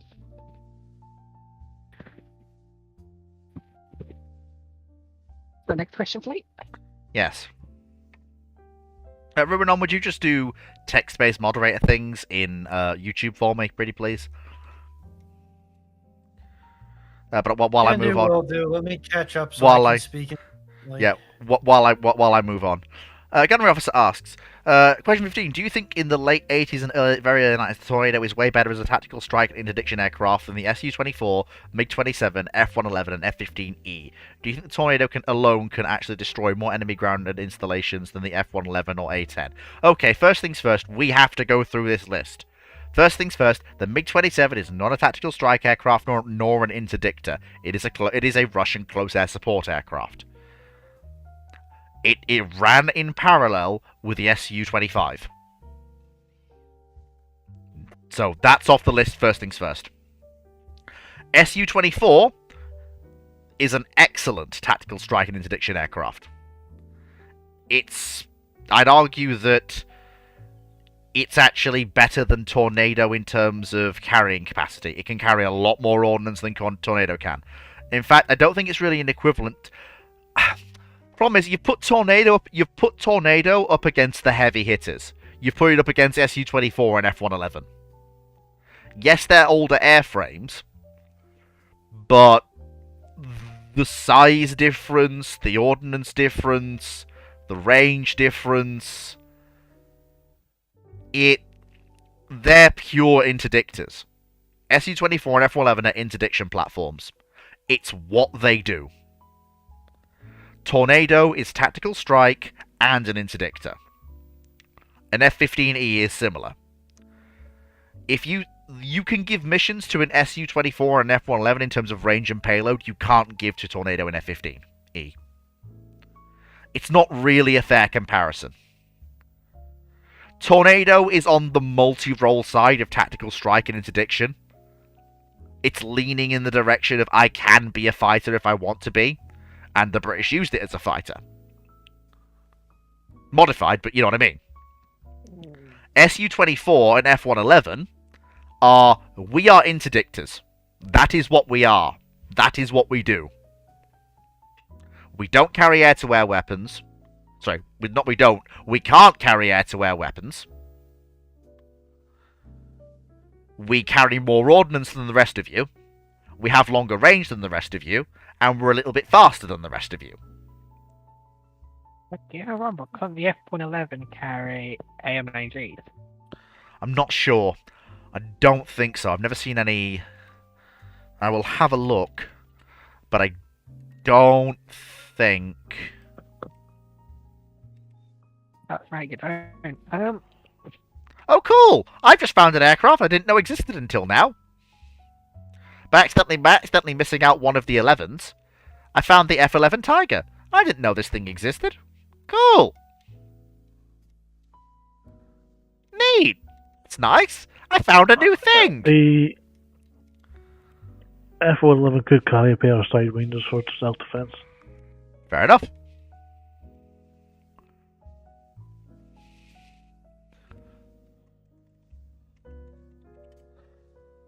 Okay, let's have a look. What's the ordnance load for Tornado? I want to know. Tornado could also carry a pair of sidewinders. Let's see, what's the... Yeah, it's... I'm sorry, but... Like, I'm not saying it's a bad aircraft, but I'm sorry, you put Tornado up against the heavyweights, you put it up against F-111 and Su-24. And... Okay, Tornado beats Su-24. Tornado beats Su-24 for bomb load. So I will give it credit for that. Fair play to it.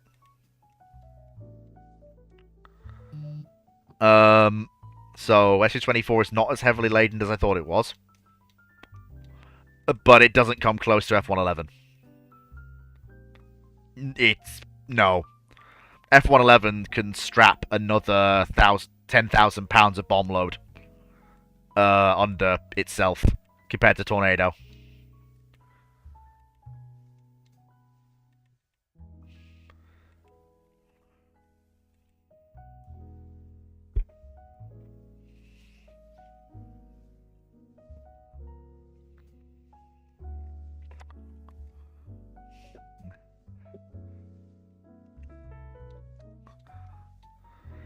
Right, so, next question. Tankax asked, supposing the raid at Scarborough was a stunning success with the majority of British capital ships destroyed, I'll let you determine the damage, it has to be a decisive victory for the High Seas Fleet. How does this shape the naval war? I've said variations on this countless times, so I won't retread my old ground too much, but I will just say this. Any scenario in which the majority of the British battle cruisers are defeated basically results in the Germans being able to dictate the course of naval engagements. It doesn't win them the war, but for a period of about... until you get Renown, Repulse, and any possible sisters they might get, because I would highly doubt that it'll just be Renown and Repulse you get. The British will probably scramble to build more ships of a similar type. The Admirals will also get built as well. Hood, Anson, Howe, and... what's the fourth one called? Hood, Anson, Howe... I don't know. St. Vincent, I think.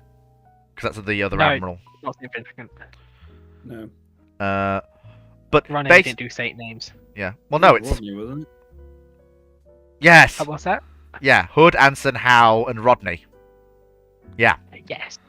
So, basically, the thing you've got to bear in mind is that one of the ways you can control how a battle develops in the Age of Steam and Steel is controlling the flow of information. And the way you do that is by dominating the way in which contact develops and dominating the way in which those early engagements go. If the Germans have either a battlecruiser advantage that is of a level that they feel safe in operating them in any part of the North Sea, or just flat out battlecruiser supremacy, and the British have been fundamentally reduced to battlecruisers, to either A, no battlecruisers, which I consider unlikely, or B, battlecruisers of the old I types that you really don't want to throw against the German battlecruisers without support, that means the Germans can dictate how battles develop. Because they will have the fast wing with heavy guns, and the British will not. They can dictate how the scouting reports go. They can dictate whether or not they want to engage. Because they will have the battlecruisers on the field, the British will not. And that's what matters. It's not a war-winning advantage, however. It means they can dictate naval engagements, but the problem is, if they dictate the naval engagement and they're like, oh, the Grand Fleet's there, then the High Seas Fleet still goes home. Because the British are not going to be caught out twice. It's also a case of... Yeah, go on, Foxo. It's also a case of it's a massive blow to the Royal Navy, but it's not unmitigatable blow. Yeah, there's that as well. But again, like I say, it doesn't win them the war. One of the things they can do is it might lengthen the war. Like, if there is a possibility with the British not having a fast wing, the German battlecruisers can dart out, blow a hole in the blockade in the North Sea, and get a bunch of German merchantmen through. That's something they can realistically do now. But, James, okay, alright, I see the hands. Come on, lay it on us. I can, you've got thoughts, I can see it. No, that's just sort my eyes out. Oh, no, it disappointed me. I thought he had thoughts. Okay, alright. One thought is, obviously we have so many there's a few battlecruisers knocking around at the time. Raid on Scarborough, I don't that's know if I 1915, innit? Yeah, so you'd have eyes. No, you wouldn't have tiger. You'd have lions. Would you have tiger? You would have tiger. Yeah. What was the... Yeah, so if we're assuming a near total victory... Yeah. How many ships do we lose? Is it feasible? Is it not? Yeah. I just don't think if it's a total victory for the Germans. Scarborough predates Dogger Bank, doesn't it? Yeah. I think No, Scarborough... Yeah, I think Scarborough predates... let me just check. Yes, it does. So the German magazines are still vulnerable at this point. Yeah. What I will say... a slight advantage. If it's the typical thing that is said, which is, because the whole thing is this is a chance to catch battle cruisers plus 6 dreadnoughts. This is the thing. Because the High Seas Fleet is there, but the Grand Fleet isn't. If it's a classic envelopment, the Germans have to be smart. Ideally, the battle cruisers are the real prize. If you can get some of the dreadnoughts as well, that's fantastic, but it really isn't worth... sorry. It's not Dogger Bank that's the one with the... Heligoland Bight, maybe. Yes. Wait. No, it's not Yes. Heligoland Bight. It's... Oh. Is I it? forgot. Is it Heligoland? Yeah, sorry, I'm getting my battles mixed up. So yeah, at this point, what the Germans have to do is they have to win the battlecruiser fight. And basically, their goal needs to be the big ticket items. So they want to get Lion. They want to ideally get any 2 of Lion, Queen Mary, or Tiger without suffering loss in return. Ideally, if they can get New Zealand as well, they can't get New Zealand. She's got plot armor, but they can get as we know historically, they got Queen Mary just later on, so we know they can get Queen Mary. Lion, maybe. But the thing with Queen Mary is if they can get Queen Mary, they can also get Lion and Tiger, Well, right? well, the thing is, Can they get Tiger actually? no, Because no, Tiger's Tiger's much better better. armed. Yeah, Tiger's better protected. She's got. Does she though? Yeah, she is. She's got the same 9-inch belt, but it's much better laid out. It's less. Okay. It's wider and it extends further. Plus, she also doesn't have the same ammo handling issues that are beginning to persist through the rest of BT's fleet, and she never gets that. Okay. No, Whereas- Doesn't she also have a substantial secondary belt as well, like one of the magazines? Yeah, she does. Tiger's got that extra belt armor. She's got the secondary belt. Yeah, like Tiger is. It helps. There's a reason why Tiger's listed separately from the separate cats in most histories of the war, because she's a step up. She is the next generation beyond them. She's a recognition of the role the battle cruiser is stepping into. Mm-hmm. She's got What? more armor. It's better laid out. What was the consensus about the hit that killed Queen Mary again? Was that a turret hit? All of no. I think it's a. We're not sure. I don't think we are sure.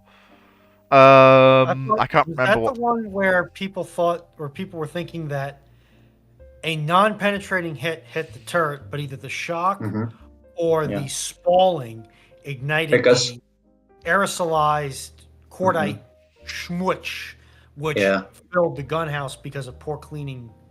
Because Um, everywhere where British battle cruisers were hit in Jutland, on belts which had bulkheads behind them, the splinters didn't get through either the coal bunkers or the splinter protection there.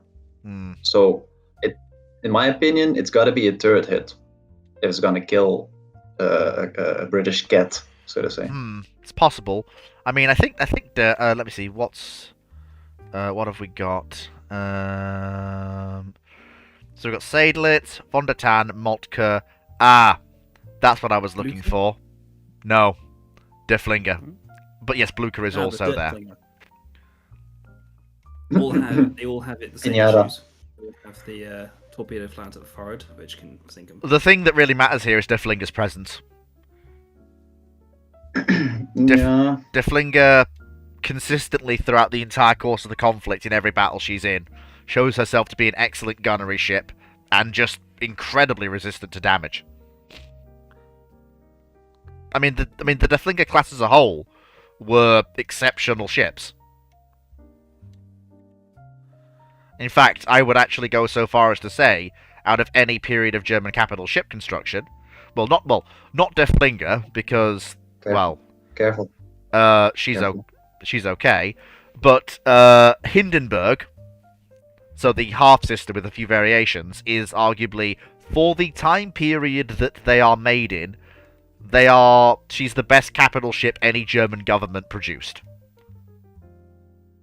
I would also throw in Spee, but for different reasons. Yeah, they're slightly slower. German battle cruisers That's as a a whole. different story. Yeah. But fair. I Uh, would still take the Mackinsons actually if they were built. Like honestly, for sure. yeah. Well, the thing is, if they were built, but yeah, I think Yeah. Technically, they were just not. Yeah. They were this close, to be honest. yeah, it would have been interesting. Right, so Like the 12-inch is really good, but yeah. I would like to say before we close out that Zygoldtinia, whatever, you know who you are. You're American. I love that description of the Sergeant York's effectiveness. I cannot agree with it more. I'm giving you a cookie, even though it's not my server. oh god.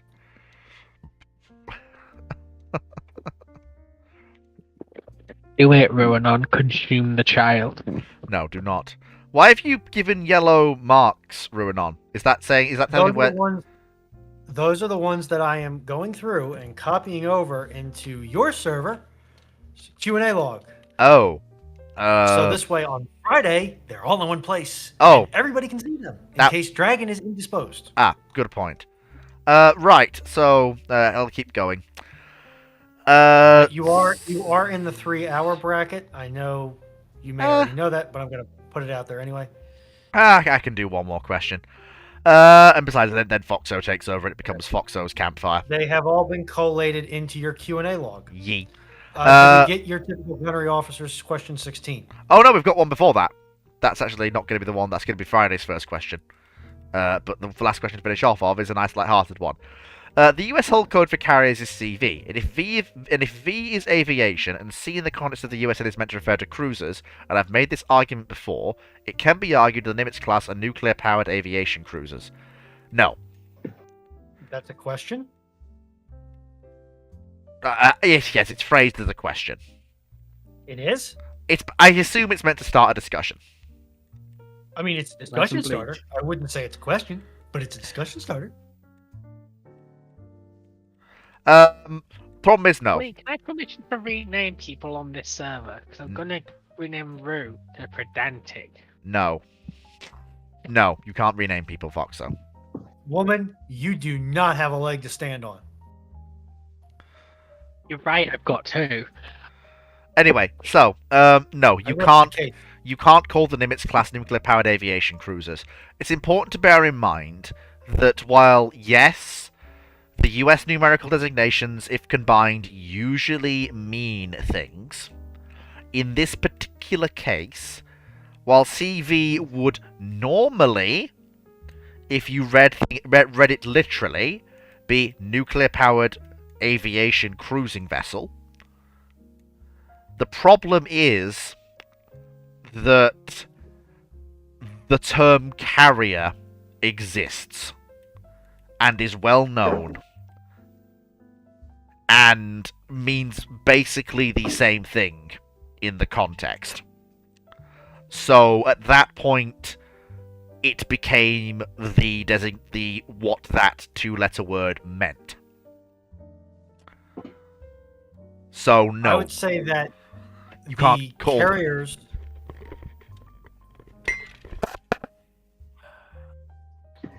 Yeah. Okay. Nope. I'm gonna concede that point because once they become nuclear powered, they cannot do the presence mission anymore.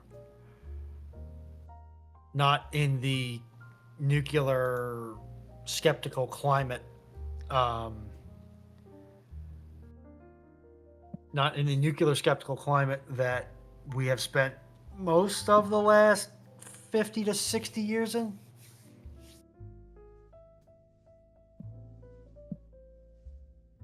What that puts us back to this at 60 years, that puts us back to the 60s. So yeah.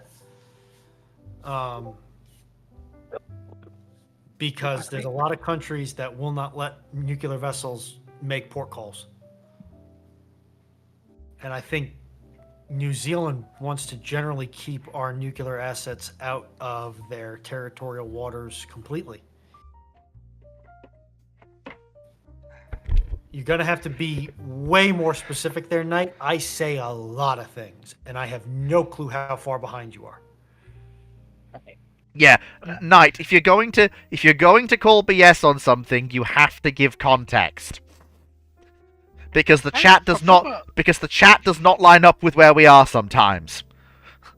Yeah, I've also got to raise a second point that's a linguistics point. Oh boy, she's raising linguistics. The fact that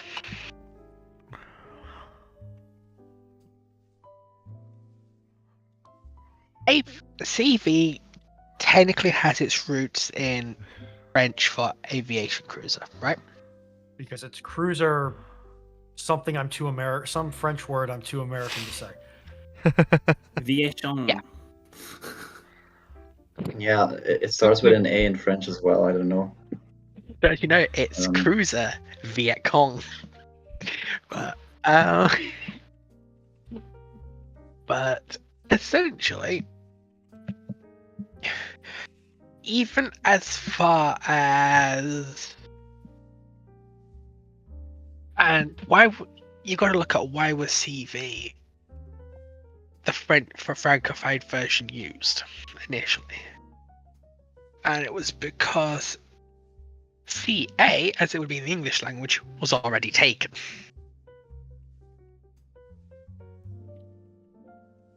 And so,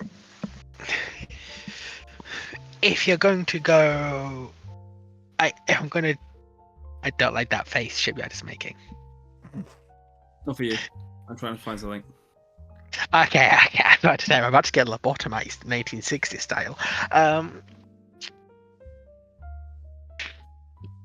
trying to think how to put this. But aviation cruiser as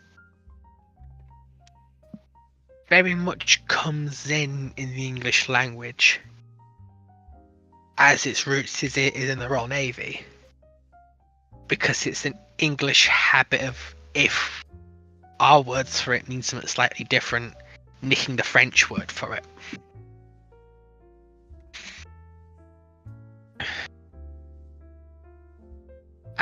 But so it's already a bastardization of the original French,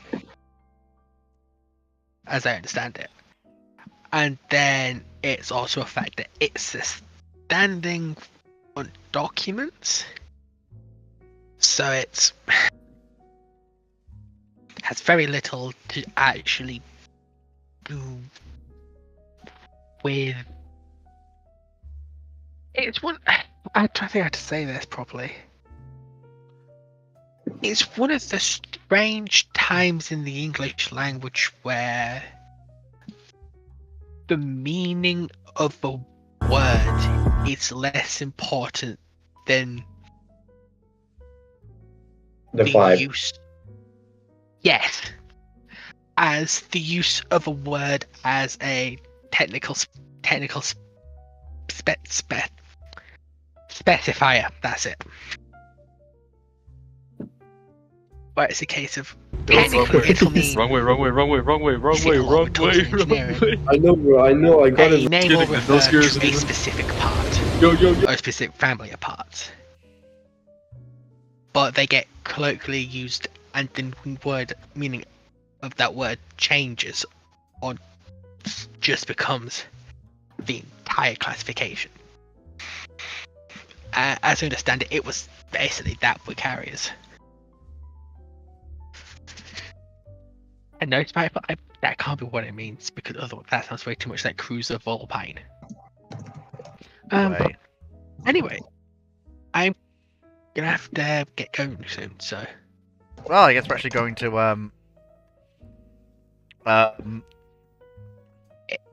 it's been 23 degrees here, and I've been working in a greenhouse for half the day.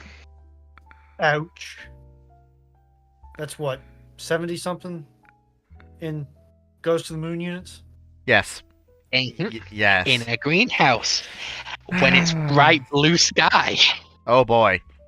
Right. You're allowed Have you ever to wanted to drive? be an ant under a magnifying glass? So, Is that thank you everybody for coming.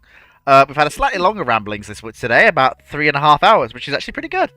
I hope you've all enjoyed it. I know I have. Thank you, Shipyard, for being here. It's nice actually having you on more and more. Hopefully we can do some more collabs in the future on some recorded content. I do actually have some things planned. I'm just gathering together the Oh, right. Actually, you know what? I will actually announce this now. So, I have noticed that the Thursday recorded gameplay content I put out is not exactly proving to be a little bit, recorded YouTube content on the channel is proving not that popular in terms of gameplay. So what I'm gonna do is I'm going to focus the gameplay that I do on Twitch and upload the VODs to YouTube. However, that leaves the Thursday recorded slot open. I've come up with a new episode I call Layman's Litigation. Basically, the way it works is I will go around through friends I know and family members and other people who aren't related to naval history or history generally, and I'll field them a question. If you could have any question answered about World War I navally, or World War I in the air, or basically specific areas that a ordinary person on the street might want answered, I will then collate these questions and get a panel of ideally one to three historians that I know to answer these questions, and then we'll have a discussion and debate about it. And that will take the Thursday slot. Forgive me if I'm wrong, Flate, but don't you already do that twice a week? No. Ramblings Ramblings has an audience that are clued up in history. They have basic knowledge of World War One, World War Two. They understand a lot of them could tell you what a Sherman is. A lot of them could tell you that's an Iowa or that's a battleship rather than just a ship. A lot of them could tell you that's a cruiser. A lot of them have heard of the Battle of Midway. A lot of them know, like, this is the thing. What I want to do is get questions from people who don't know anything about, well, they might only know the very, very, very basics. And then at the end, what I can do is, if people found that discussion interesting, I can then direct them, if they want more information, to the channels or books of the people who have been on the show, and say, if you want to learn more beyond what we have discussed, the very basics, you can go here and here to learn that.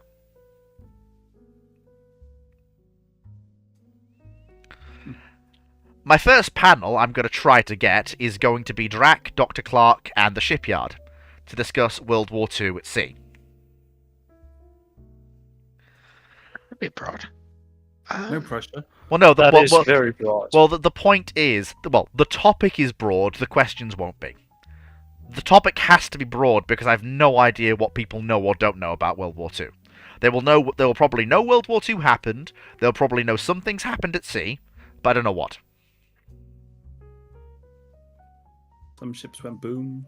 Yeah, basically. Some went glug. So, yeah. So look out for that at some point in the future. But just, bear in mind, there will be no Thursday content until that series is sorted. So, hope you've all enjoyed. Thank